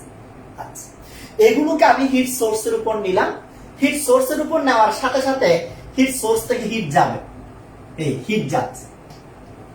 নরমালি কোন বস্তুতে যখন হিট যায় তার টেম্পারেচার ইনক্রিজ হওয়া স্বাভাবিক, হিট গেলে তার টেম্পারেচার ইনক্রিজ হওয়া স্বাভাবিক, কিন্তু যে পরিমাণ হিট যাচ্ছে এটার আয়তন, ভলিউম ইনক্রিজ হবে। ভলিউম যখন ইনক্রিজ হবে তখন টেম্পারেচার কনস্ট্যান্ট থাকবে, তখন টেম্পারেচার কনস্ট্যান্ট থাকবে। আর টেম্পারেচার কনস্ট্যান্ট থাকলে সেই প্রসেসটার নাম হচ্ছে আইসোথার্মাল প্রসেস। আর এখানে যেহেতু গ্যাসের আয়তন বাড়তেছে, প্রসেসটার নাম হয়ে যাবে আইসোথার্মাল এক্সপেনশন। প্রসেসটার নাম হবে আইসোথার্মাল এক্সপেনশন, প্রসেসটার নাম হবে আইসোথার্মাল এক্সপেনশন। কেন? কারণ হচ্ছে হিট কনস্ট্যান্ট থেকে গ্যাসের এক্সপেনশন হচ্ছে। তো এখন তোমরা জানো গ্যাসের আয়তন বাড়ার মানে এই লেখচিত্রে এদিকে গেলে আয়তন বাড়বে। কেন? বি এদিকে দেখাচ্ছে আয়তন বাড়বে। আবার তোমরা জানো কোন জায়গায় আয়তন বেড়ে গেলে সেখানকার চাপ কমে যায়, তাহলে আয়তন বাড়ার সাথে সাথে চাপ কমে যাবে। এই লেখচিত্রটা এরকম হয়ে গেছে। তাহলে এ থেকে বি তে আসছে, বি তে আসার কারণে দেখো পি এর মান আগে এতটুক ছিল, এখন এতটুক হয়েছে, তার মানে পি এর মান চেঞ্জ হয়ে গেছে, P2। আয়তন আগে ছিল এতটুক, এখন হয়ে গেছে এতটুক, তাহলে আয়তন চেঞ্জ হয়ে গেছে, আয়তন হচ্ছে V2। আয়তন কি বাড়ছে নাকি কমছে? উত্তর হচ্ছে আয়তন বাড়ছে, এই জন্য এটার নাম হচ্ছে এক্সপেনশন। তবে এই এক্সপেনশনটা কোন প্রসেসে হয়েছে? টেম্পারেচার স্থির ছিল, আইসোথার্মাল এক্সপেনশন। সংক্ষেপে আইসো লিখলাম, আইসোথার্মাল এক্সপেনশন। আচ্ছা, এটা আমি চাইলে এখান থেকে তোমাদেরকে দেখাতে পারে, একটু করে দেখো প্রসেসটা, আইসোথার্মাল এক্সপেনশনটা কিভাবে হয়েছে। এই যে গ্রাফটা হচ্ছে পি ভার্সেস ভি গ্রাফ, আর পি ভার্সেস ভি গ্রাফে কি বসাবো? এটা ছিল আমার গ্যাসটা, এখন এখান থেকে হিট প্রডিউস হচ্ছে, টেম্পারেচার দেখা যতটুকু পর্যন্ত আছে। যখন হিট গ্যাসের মধ্যে যাবে তখন গ্যাসের এক্সপেনশন হচ্ছে, এই এক্সপেনশন হওয়ার হয়েছে বাট টেম্পারেচার সেম ছিল, তাহলে আইসোথার্মাল এক্সপেনশন। টেম্পারেচার সেম আছে, সেজন্য এই প্রসেসটার নাম হচ্ছে আইসোথার্মাল এক্সপেনশন এট কনস্ট্যান্ট টেম্পারেচার। এটাই আমি শুধু এতটুকু বুঝাইছি। গ্যাস মাত্র একবার প্রসারিত হয়েছে, ধৈর্য ধরে আস্তে আস্তে পড়া সব বুঝবা। 2 নাম্বার, এখন মনে করো আমি এখানে যে আমার কাছে সিলিন্ডারটা আছে, এই সিলিন্ডারটাকে আমি হিট সোর্স থেকে নিয়ে আমি এবার ইনসুলেটরে বসালাম। ইনসুলেটর মানে এখান থেকে হিট যাবেও না, সে হিট দিবেও না, নিবেও না, এটার নাম হচ্ছে ইনসুলেটর। এখন এখান থেকে এখানে বসানোর পর মনে করো আমি এটাকে নিয়ে এটার উপর বসাই দিলাম। বেটার হয় আমি যদি একটু হেল্প নিই, এটার দেখো, এটা বোঝানোর জন্য করতেছি। আমি শুরুতেই বলছি ইঞ্জিনিয়ারিং এ টিকলে কয়জন ক্লাস করতে পারবে, শেষ করতে পারবে সেটা আমি বুঝে যাব, আমার বোঝানোর শেষ পর্যন্ত ওয়েট করতে হবে। না বুঝলে প্রশ্ন করতে পারবা, পালাই যেতে পারবা না, কোর্সের মাঝখানে পালাই যেতে পারবা না, সোজা কথা। এই সিলিন্ডারটাকে মনে করো আমি নিয়ে এটার উপর বসাই দিলাম। আমি বোঝানোর জন্য একটু কষ্ট করতেছি, অসুবিধা নাই, এই কষ্টটা করতেছি শুধু বোঝানোর জন্য। মনে করো এটা হচ্ছে আমার ইনসুলেটর, এখানে যেটা আছে এটা আমার ইনসুলেটর।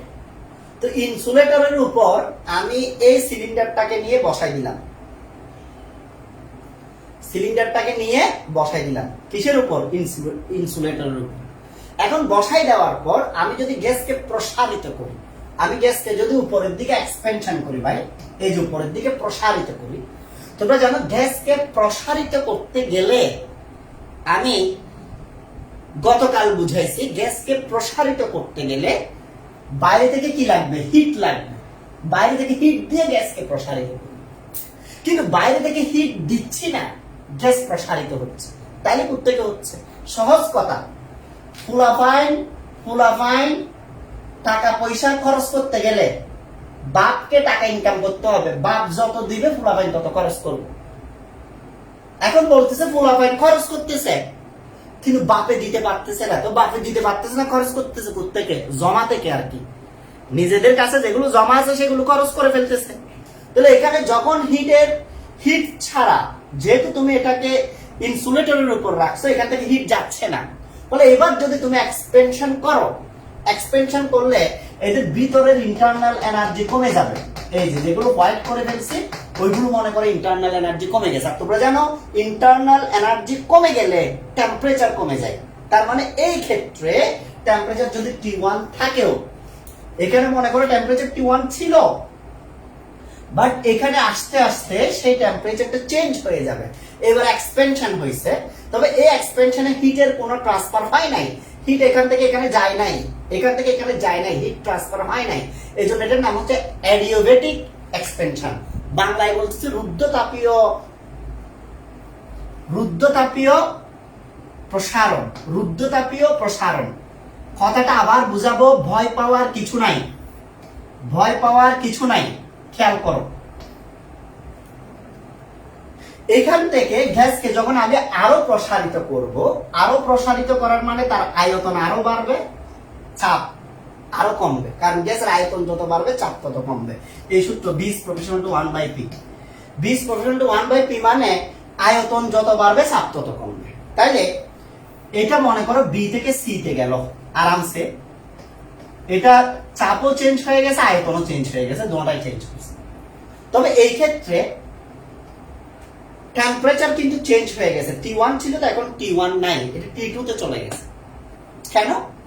কারণ হচ্ছে এখান থেকে এখানে যখন প্রসারণ করছি তাপ যেহেতু যায় নাই, ফলে তার অভ্যন্তরীণ শক্তির হ্রাস করে সে বৃদ্ধিটা করছে, ফলে অভ্যন্তরীণ শক্তি যেহেতু হ্রাস পাইছে টেম্পারেচার হ্রাস পাইছে।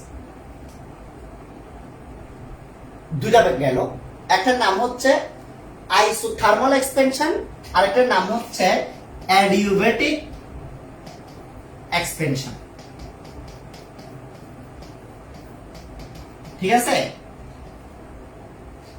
এই দুইভাবে আমি গ্যাসকে প্রসারিত করছি। অ্যাডিওবেটিক এক্সপেনশনটা আমি এখানে তোমাদেরকে অ্যানিমেশন থেকে একটু দেখাচ্ছি। অ্যাডিওবেটিক এক্সপেনশনটা অ্যানিমেশন থেকে দেখাচ্ছি। দেখো, হিট সোর্সের মধ্যে ছিল, টেম্পারেচার সেই জন্য নরমাল ছিল। এদিকে খেয়াল রাখো সবাই। এবার আমি এটাকে ইনসুলেটরের উপর বসালাম, এটা কিন্তু ইনসুলেটর। এবার আমি এটাকে এক্সপেনশন করব। এক্সপেনশন করতে গেলে যেহেতু এখান থেকে সে কোনো সাপোর্ট পাবে না, ফলে নিজের গুলো হ্রাস পাবে। দেখো টেম্পারেচার কমে গেছে, খেয়াল করছো? চলো তোমাদেরকে আবার বুঝাই ভাই, পড়া বুঝতে হবে তো। দেখো আমি আবার নিচ্ছি, এখানে টেম্পারেচার লেভেল দেখো, হিটের এক্সপেনশন তো হয়েছে এটার ক্ষেত্রে। এখন এখান থেকে যখন আমি ইনসুলেটরের উপর বসাবো, ইনসুলেটর মানে যে হিট দিবে না কিন্তু এক্সপেনশন হবে, তখন কিভাবে হবে? দেখো, এখান থেকে আমি এটাকে নিয়ে আমি সুন্দর করে জিনিসটাকে ইনসুলেটরের উপর বসাই দিলাম। এবার আমি গ্যাসটাকে এক্সপেনশন করব। এক্সপেনশন করো বাবা, করো, বলে দিছি তো, করো, লজ্জা পাওয়ার কিছু নাই। হ্যাঁ, এক্সপেনশন হচ্ছে, টেম্পারেচার কমে গেছে। দেখছো কেন টেম্পারেচার কমলো? কেন? এটার ব্যাখ্যা কি ভাই? ব্যাখ্যা হচ্ছে সে তার নিজের অভ্যন্তরীণ শক্তিকে পরিবর্তনের মাধ্যমে হ্রাস করে এক্সপেনশনটা করছে। এই জন্য এটার নাম হচ্ছে অ্যাডিওবেটিক এক্সপেনশন। অ্যাডিওবেটিক কেন? কারণ ইনসুলেটর থেকে কোনো হিট ট্রান্সফার হতে পারে না। আশা করি এই দুটো এক্সপেনশন সবাই বুঝছো।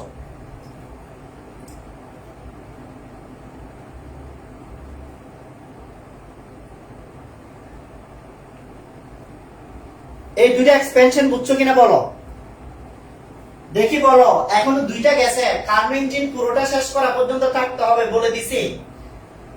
ভবিষ্যতে ইঞ্জিনিয়ারিং করতে পারবা কি পারবা না সেটা প্রমাণ হয়ে যাবে।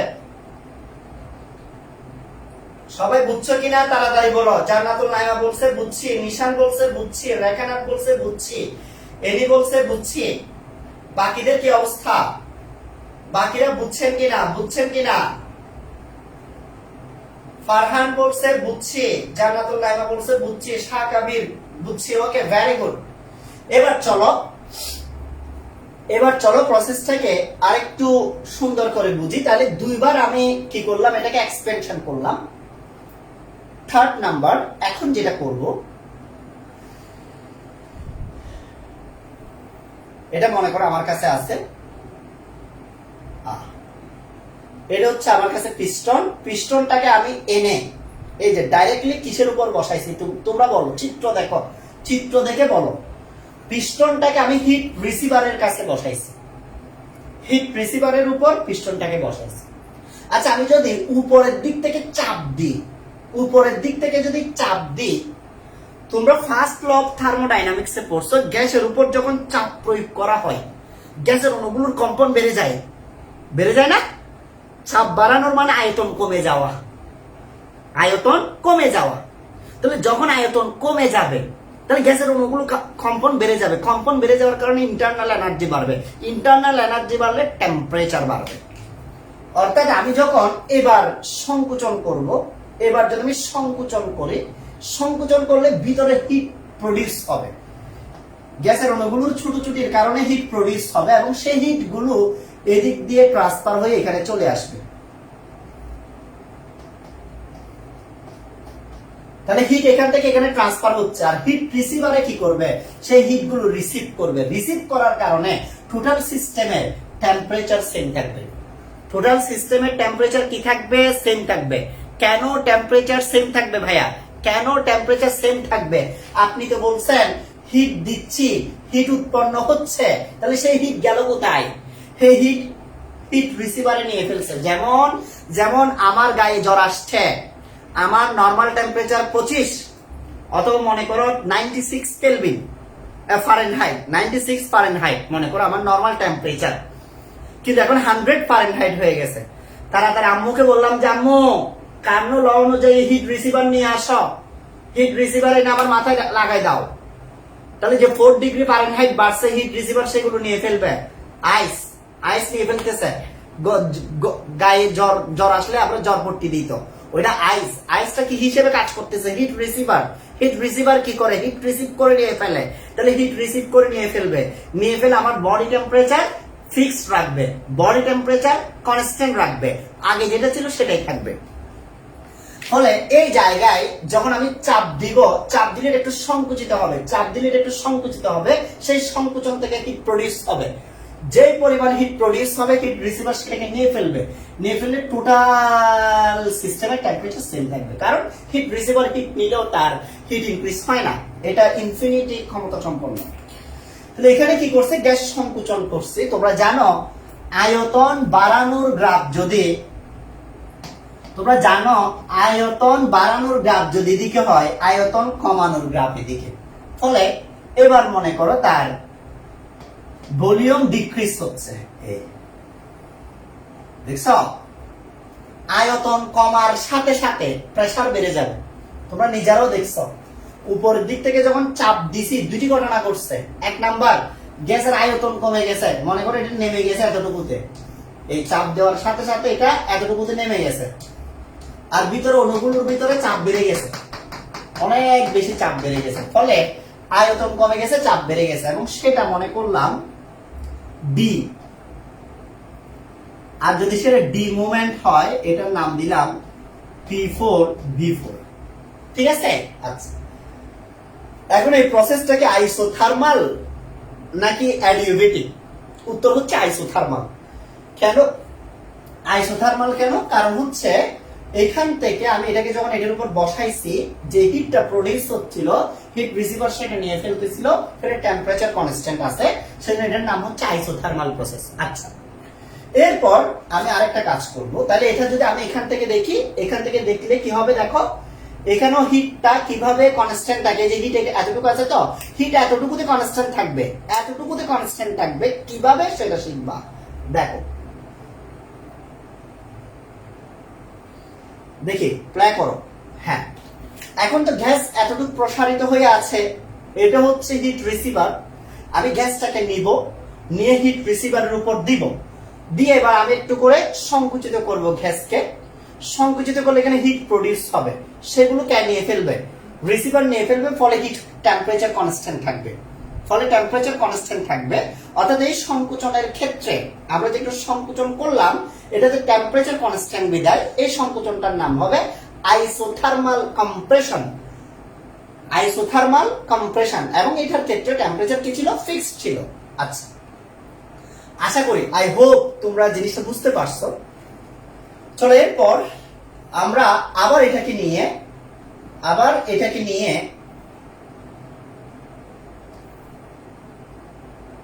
আমরা কিসের উপর বসাই দিব, এটাকে নিয়ে আমরা বসাই দিব আমাদের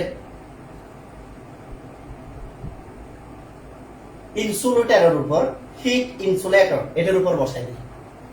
বসাই দেওয়ার পর এবার মনে করো আমি আরো কি করব, সংকোচন করব। একটু আরামসে বুঝো না ভাই, ইঞ্জিনিয়ারিং পড়ালেখা। এই সাকিব স্যার দেখে কি বলতেছে আল্লাহ জানে।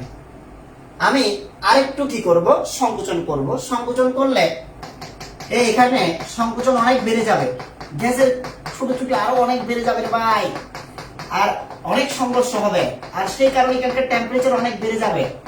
বা হিট ট্রান্সফার হওয়ার কোনো জায়গা নাই। কেন? হিট এদিক দিয়ে ট্রান্সফার হতে পারছে না। কেন পারছে না? এদিক দিয়ে যেতে পারছে না, এদিক দিয়ে যেতে পারছে না, এদিক দিয়ে যেতে পারছে না, এখান থেকে এখানেও আসতে পারতেছে না, কারণ এটা ইনসুলেটর। এটা কি ইনসুলেটর? এটা হিটকে কি করে না, রিসিভ করে না। ফলে এই হিট গুলো এখানে থেকে যাবে, ফলে টেম্পারেচার ইনক্রিজ হবে। তাহলে এখানে দুইটা ঘটনা ঘটছে, এক ভলিউম ডিক্রিজ হয়েছে, দুই প্রেসার ইনক্রিজ হয়েছে, তিন টেম্পারেচার চেঞ্জ হয়ে গেছে। কেন? কারণ যেই পরিমাণ হিট প্রডিউস হয়েছে সেটা বের হওয়ার কোনো কি ছিল না, জায়গা ছিল না। যদি হিট বের হওয়ার কোনো জায়গা না থাকে, তাহলে সেই ক্ষেত্রে হিটটা কি থেকে যাবে, কারণ এই টেম্পারেচারটা এই ইনক্রিজ হয়ে যাবে। তাহলে এই ক্ষেত্রে আয়তন কমছে, আয়তন কমছে, এই আয়তন কমছে, প্রেসার বাড়ছে, আয়তন কমছে, প্রেসার বাড়ছে। ওকে, আয়তন কমছে, প্রেসার বাড়ছে, ঠিক আছে। আচ্ছা, তাহলে দেখতেছি দুইবার এক্সপেনশন হয়েছে আর দুইবার কম্প্রেশন হয়েছে। প্রথমটা আইসোথার্মাল, পরেরটা অ্যাডিয়াবেটিক, এবং ফাইনালি সেটা পূর্বের অবস্থায় চলে আসছে। চলো আমরা লাস্টের অংশটা এখানে দেখি। লাস্টের অংশটা এখানে দেখি। এটাকে যখন আমরা এখানে রাখবো, রেখে আরেকবার কি করব, সংকোচন করব, ফলে এটা লাল হয়ে গেছে, মানে টেম্পারেচার বেড়ে গেছে। ওই টেম্পারেচার বেড়ে আবার পূর্বের অবস্থায় ফিরে আসছে। এটাই হচ্ছে মূলত মূল প্রসেস, যে প্রসেসে কার্নো ইঞ্জিন কি করে, কাজ করে। আমি দেখি উপস্থিতি কেমন। মাশাআল্লাহ, মাশাআল্লাহ, দেখা যাচ্ছে এখনো সবাই আছে। সবাই আছে মানে অ্যাকচুয়ালি তোমাদের ভেতরে একটা জেদ আছে। এই জেদটা কাজে লাগবে কখন জানো? যখন তুমি ভালো ভালো সাবজেক্ট গুলোতে টিকবা। আচ্ছা, সবাই ইঞ্জিনিয়ার হইতে পারে না কেন? সবাই ডাক্তার হইতে পারে না কেন? টিকলেও পারে না কেন জানো? কারণ সেখানে এমন কিছু শেখানো হয় যেটা 100 ভাগের মধ্যে 95 ভাগ ছেলে মেয়ের মাথায় নিতে পারবে না। কেন বুয়েট পরীক্ষা এত কঠিন হওয়া দরকার? কেন মেডিকেল পরীক্ষা এত কঠিন হওয়া দরকার? এত কঠিন কঠিন নিয়মগুলো দিয়ে রাখা দরকার, কারণ ওরা জানে তারা সেখানে পৌঁছালেও টিকতে পারবে না। তোমার মনে হচ্ছে এগুলোর জন্য প্যাশন দরকার, যেটা সবার ভিতরে থাকবে না। যা, তাহলে চলো টোটাল প্রসেসটা আমি আরেকবার একটু তোমাদেরকে সামারি দিতে চাই, কারণ আমি চাই না কোনো টপিক নিয়ে তোমাদের কোনো কি থাকুক, যে কোনো ধরনের কনফিউশন থাকুক।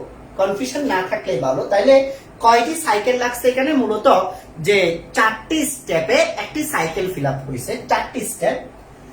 এই 4টি স্টেপের মধ্যে আমরা সবগুলোকে পি ভার্সেস বি কার্ভ দিয়ে এটাকে এক্সপ্লেন করব।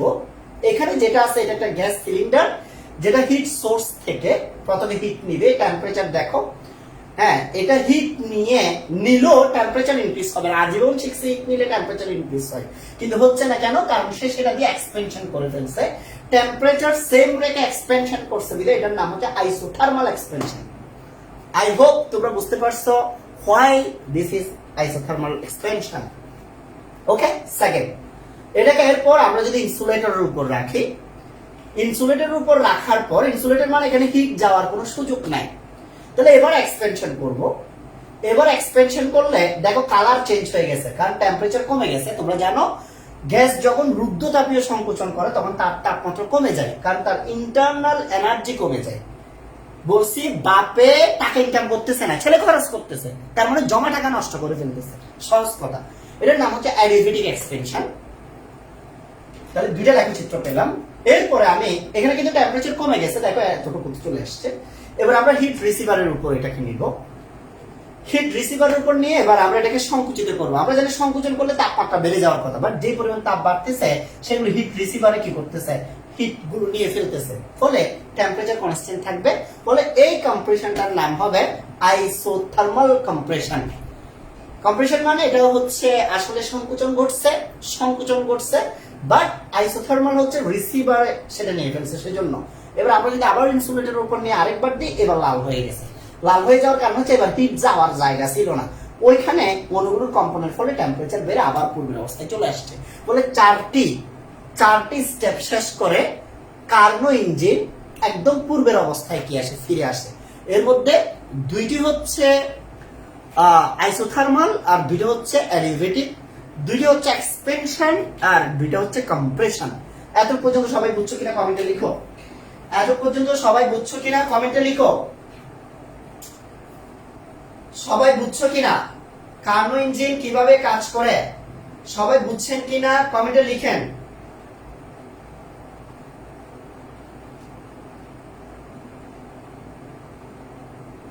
ওই যে চারটে স্টেপ ফিল আপ করে ইঞ্জিন কিভাবে পূর্বের অবস্থায় ফিরে আসে সেটা ওইখানে আমরা দেখানোর চেষ্টা করছি। আমরা ম্যাথমেটিক্যাল ইকুয়েশনে যাওয়ার আগে সবাইকে বলতে হবে এতটুকু পর্যন্ত সবাই বুঝছেন কিনা। একটু কমেন্টে লিখে দেন সবাই এতটুকু বুঝছেন কিনা।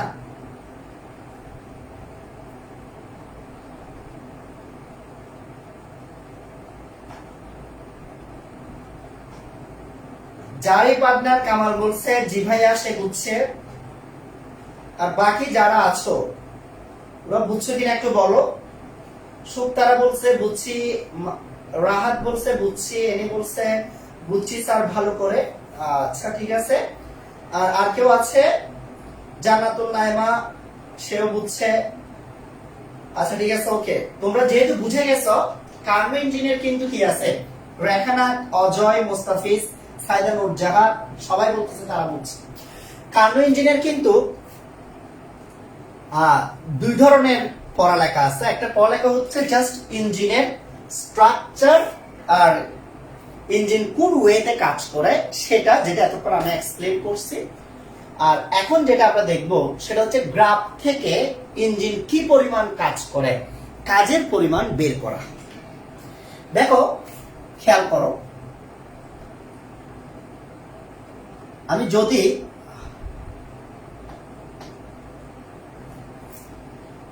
এভাবে চিন্তা করি, এ থেকে বি পর্যন্ত গেছে, ঠিক আছে? তা এ থেকে বি পর্যন্ত যাওয়ার সময় ইঞ্জিন যে কাজটা করছে সেটা হচ্ছে W1। বি থেকে সি পর্যন্ত গেছে, ইঞ্জিন যে কাজটা করছে সেটা W2। সি থেকে ডি পর্যন্ত গেছে, ইঞ্জিন যে কাজটা করছে, এই ডি পর্যন্ত গেছে, ইঞ্জিন যে কাজটা করছে সেটা W3। ডি থেকে এ পর্যন্ত গেছে, ইঞ্জিন যে কাজটা করছে সেটা W4। তাহলে চারটা কাজের পরিমাণ আমরা পাইছি, চারটা স্টেপ। সবগুলো যোগ করে দিলে ইঞ্জিন দ্বারা কৃত মোট কাজ পাবো। এখন যখন এ থেকে বি তে গেছে কতটুকু কাজ করছে এটা বের করার ম্যাথমেটিক্যাল সিস্টেম হচ্ছে, তোমরা যারা ম্যাথস ভালো বুঝো ওরা জানার কথা। এই এ বিন্দু থেকে আর বি বিন্দু থেকে আমি অ্যাক্সিসের উপর দুটো লম্ব টানলাম, এবং যে লম্ব দুইটা টানছি এই লম্বের মধ্যে এটার নাম দিলাম জি পয়েন্ট, আর এটার নাম দিলাম ই পয়েন্ট। তাহলে দেখো তো এ বি জি ই এটা একটা এই এরিয়া কিনা, এই যে এরিয়াটা আছে এই এরিয়াটার টোটাল মানটা যেটা, অর্থাৎ এই আবদ্ধ ক্ষেত্রের ক্ষেত্রফল যেটা, সেটাই হচ্ছে W1 এর মান।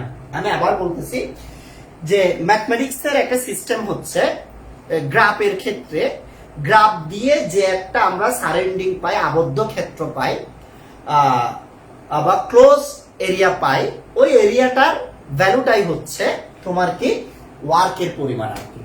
তাহলে এ থেকে বি তে গেলে যে কাজটা হবে তার নাম হবে এ বি জি ই, আবদ্ধ ক্ষেত্রের ক্ষেত্রফল। আচ্ছা, এবার মনে করো বি থেকে সি তে গেলাম, তাহলে এতটুকুতে কি কাজ পাবো? বি থেকে তো একটা লম্ব টানছি, সি থেকে একটা লম্ব টানলাম, এই লম্বটার নাম দিলাম মনে করো এইচ, তাহলে এটার নাম হবে B C H G. B C H G যে আবদ্ধ ক্ষেত্রটা আছে সেটার ক্ষেত্রফল। বি সি এইচ জি যে আবদ্ধ ক্ষেত্রটা আছে সেটার ক্ষেত্রফল। তুমি দুইটা গেল, একটা W1 আর একটা কি W2। এবার মনে করো সি থেকে আমি ডি তে গেলাম, তাহলে সি থেকে ডি তে গেলে আবদ্ধ ক্ষেত্রের ক্ষেত্রফল কত হবে? তাহলে আমি সি থেকে একটা লম্ব টানবো, ডি থেকে একটা লম্ব টানবো। সি থেকে লম্বটা তো এইচ আছে, ডি থেকে যেটা টানছে এটার নাম মনে করো এফ। তাহলে হলো C D F H, C D F H যে আবদ্ধ ক্ষেত্র আছে সেটার ক্ষেত্রফলের মান হচ্ছে W3। কৃত কাজ। এবার ডি থেকে এতে গেলাম, চারটা স্টেপের জন্য চারটা কাজ। তাহলে ডি থেকে এতে গেলে ডি এ ই এফ, দেখো ডি এ ই এফ যে আবদ্ধ ক্ষেত্রটা পাচ্ছি সেটার ক্ষেত্রফল। তাহলে আমরা দেখলাম যে কৃত কাজের পরিমাণ কিভাবে বের করতে হয়, খুবই সিম্পল, আবদ্ধ ক্ষেত্রের ক্ষেত্রফল বের করে। আর সেটা না হয়ে তুমি চাইলে পিডিবি সূত্র দিয়ে করতে পারো। পিডিবি একটা সূত্র আছে কৃত কাজের পরিমাণ বের করার, আর সেক্ষেত্রে লিমিট বসাইতে হয় V1 V2, আমি সেটা দেখাচ্ছি না, সেটা দরকার নাই, সেজন্য আমি আবদ্ধ ক্ষেত্রের ক্ষেত্রফল দিয়ে বুঝাচ্ছি। আচ্ছা, তোমরা জানো গ্যাসের যখন প্রসারণ হয়, তোমরা জানো গ্যাসের যখন প্রসারণ হয় তখন কৃত কাজ ধনাত্মক। এখানে প্রসারণ হয়েছে দুইবার, সেজন্য কৃত কাজ ধনাত্মক দুইবার। গ্যাসের যখন সংকোচন হয় তখন কৃত কাজ ঋণাত্মক, দুইবার সংকোচন হয়েছে সেজন্য কৃত কাজ দুইবার ঋণাত্মক। তাহলে আমি যদি এগুলো অ্যাড করে দিই, W1 W2 এগুলো যদি অ্যাড করি কি হয় একটু দেখো। W1 এর মান ছিল A B G E plus W2 এর মান ছিল B C H G minus W3 এর মান ছিল সিডি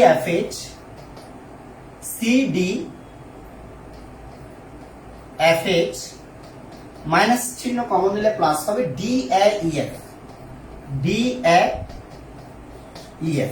তাহলে দেখো ABGE plus BCHG minus CDFH plus DAEF। Okay, এটা হচ্ছে টোটাল কৃত কাজ। এটা বেটার হয় গ্রাফ থেকে যদি তুমি বুঝতে পারো, সেজন্য আমি গ্রাফটা একটু তোমাদের জন্য তুলে আনতেছি। এই যে এখানে আমার কাছে গ্রাফটা আছে, চলো আমি গ্রাফটা থেকে বুঝাই। খুব ভালো করে বুঝার চেষ্টা করো জিনিসগুলো। সরি, এখানে একটু করে দেখা যাচ্ছে। প্রথমে ABGE কতটুকু, আমি এখানে রেড কালার দিয়ে ABGE বুঝাবো। সবাইকে কিন্তু অনেক ভালো করে খেয়াল করতে হবে। ABGE কতটুকু আমি রেড কালার দিয়ে বুঝাচ্ছি। ABGE এই যে পুরো অংশটা রেড করতেছি, ভাই ধৈর্য থাকতে হবে, পড়া শিখতে গেলে ধৈর্য থাকতে হবে। অধৈর্য হইলে জিন্দেগিতে কিছু শিখতে পারবে না, বুঝতেছ? আমি কি দেখাচ্ছি? আমি দেখাচ্ছি একটা ক্ষেত্রফল, আবদ্ধ ক্ষেত্রের ক্ষেত্রফল বলছো না, এই আবদ্ধ ক্ষেত্রের ক্ষেত্রফল ভাইয়া কোনটা ভাইয়া? এই যে আপনি এখানে রিডিং করছেন ABGE, তাহলে এই আবদ্ধ ক্ষেত্রটার নাম দেখো ABGE। ওয়াও বলো, কমেন্টে লিখো ওয়াও।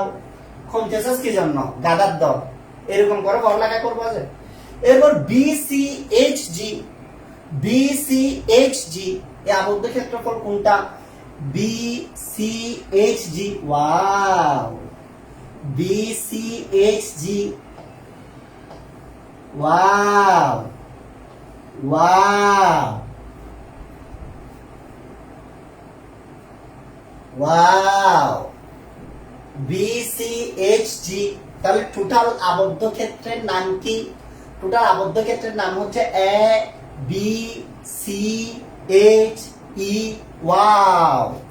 না বলো ওয়াও, না বলো, আমি নিজে নিজে বলতে থাকি, নিজে নিজে বলতে থাকি। এই দুটোটাকে যে যখন অ্যাড করে দিলাম, অ্যাড করে দেওয়ার যে পর্যায়ে একটা সুন্দর ক্ষেত্র পাইছে, এটা ওয়াও বলতে হবে না, এ বি সি এইচ ই, এ বি সি এইচ ই, এটা হচ্ছে আবদ্ধ ক্ষেত্রের ক্ষেত্রফল, মাইনাস CDFH, ওরে আল্লাহ, CDFH আমি তো চিনতেছি না, CDFH কোত্থেকে বের করব বাবা?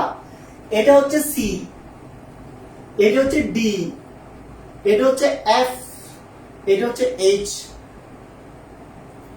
তাহলে CDFH যদি বাদ যায় কি হবে জানেন? দেখেন, C থেকে মুসলাম, আরামসে মাইনাস যাচ্ছে, মাইনাস যাচ্ছে, C থেকে মুসলাম। কতটুকু পর্যন্ত? D পর্যন্ত। আচ্ছা, মুছে দিলাম, এই D হচ্ছে এই পয়েন্ট পর্যন্ত। CDFH, F পর্যন্ত মুসলাম। এটা মুছে দিচ্ছেন কেন স্যার হঠাৎ করে FH? ওই যে মাইনাস যাচ্ছে রে বাবা, মাইনাস যাচ্ছে, এই অংশ থেকে এটা মাইনাস যাচ্ছে। CDFH মাইনাস যাবে, আবার মাইনাস যাবে DAEF, এই দুটো অংশ মাইনাস যাবে। মাইনাস মানে টোটালটা থেকে বিয়োগ দিচ্ছি। CDFH, দেখো যেটা মাইনাস গেছে এটার নাম কি? CDFH। আচ্ছা, আরেকটা মাইনাস যাবে DAEF, ওরে আল্লাহ, এটার নাম হচ্ছে D, এটার নাম হচ্ছে D, এই বাইরের এই অংশটার নাম হচ্ছে A। FE, দেখো FE হচ্ছে এটা F, এটা E, তার মানে এগুলো। ওয়াও, কত মজা লাগতেছে। এই পুরো অংশটা থেকে CDFH DAEF যখন বাদ দিয়ে দিলাম, শুধু একটা আবদ্ধ ক্ষেত্র পাওয়া যাচ্ছে। যে আবদ্ধ ক্ষেত্রটা পাওয়া যাচ্ছে তার নাম হচ্ছে ABCD, এবং সেজন্য টোটাল কৃতকার্যের পরিমাণ হচ্ছে ABCD ক্ষেত্রের ক্ষেত্রফল। ABCD ক্ষেত্রের ক্ষেত্রফল। বাবা বুঝলে মজা, না বুঝলে কষ্ট? বুঝলে মজা, না বুঝলে কষ্ট? বুঝতে হবে বাবা, পড়ার মজা বুঝতে হবে।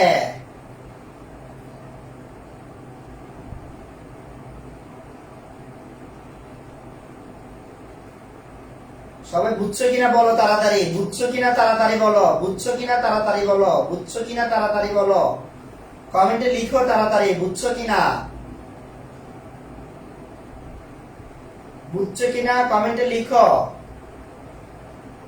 ওমর ফারুক বলতেছে সে ওয়াও ওয়াও বলতে বলতে নিজে ওয়াও হয়ে গেছে। আরে ভাই, ওয়াও হইতে হবে না, এত দারুণ একটা মজার গ্রাফ বুঝাইলাম তোমাদেরকে।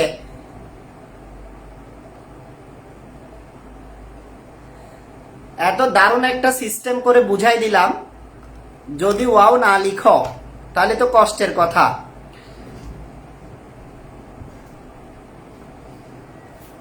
সবাই বুঝছো কিনা তাড়াতাড়ি লিখো, কমেন্টে লিখো সবাই বুঝছো।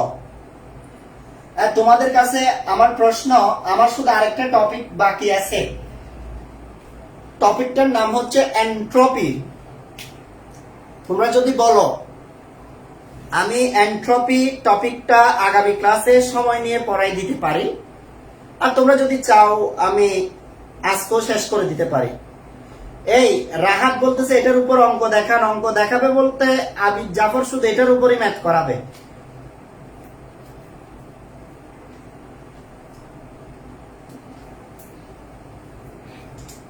এলি বলতেছে সে অনেকবার বলছে, সে বুঝছে।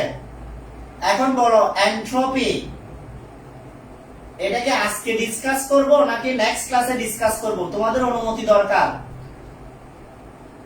এনট্রপি কি এখন ডিসকাস করব নাকি নেক্সট ক্লাসে? জাওয়াত করিম বলতেছে নেক্সট ক্লাস, এনি বলতেছে নেক্সট ক্লাস, রেখানাথ বলতেছে নেক্সট ক্লাস। ওকে, এ দেখো এনট্রপি টপিকটা কিন্তু নাইস এবং ইন্টারেস্টিং একটা টপিক, বুঝাতে পারছি? অর্থাৎ তুমি তো আসলে শুধু পড়লে হবে না ভাই, ফিল করতে হবে। এই যে বললাম, এই তুমি কার্নো ইঞ্জিনটা পড়লা, ইঞ্জিন কিভাবে কাজ করতেছে আমি দেখাইলাম, ওই অনুযায়ী গাড়িগুলো চলতেছে, টাইটানিক শিপ চলতেছে, বাস চলতেছে, হিটের মাধ্যমে হিট ইঞ্জিন গুলো চলতেছে। আর কার্নো ইঞ্জিন যদি সফল হয় তাহলে এমন সোর্স আমরা পেয়ে যাব যেখান থেকে হিট নিয়ে ইনফিনিটি সংখ্যক হিট নিয়ে কি করতে পারবে, চলতে পারবে, গাড়ি আর কোনোদিন থামবে না। তবে এটা আসলে 100% কি সম্ভব না কার্নো ইঞ্জিনকে অ্যাপ্লাই করা, ইঞ্জিনের কনসেপ্টটা অ্যাপ্লাই করা সম্ভব, বাট উনি যেভাবে হুবহু ইনফিনিট সোর্স, ইনফিনিট রিসিভার চিন্তা করছো, ওইভাবে আসলে আমাদের পক্ষে সম্ভব না। কেন সম্ভব না সেগুলো নিয়ে ইনশাল্লাহ আগামী ক্লাসে কি হবে আলোচনা হবে। সেই পর্যন্ত সবাই ভালো থাকবা। আল্লাহ হাফেজ, আসসালামু আলাইকুম।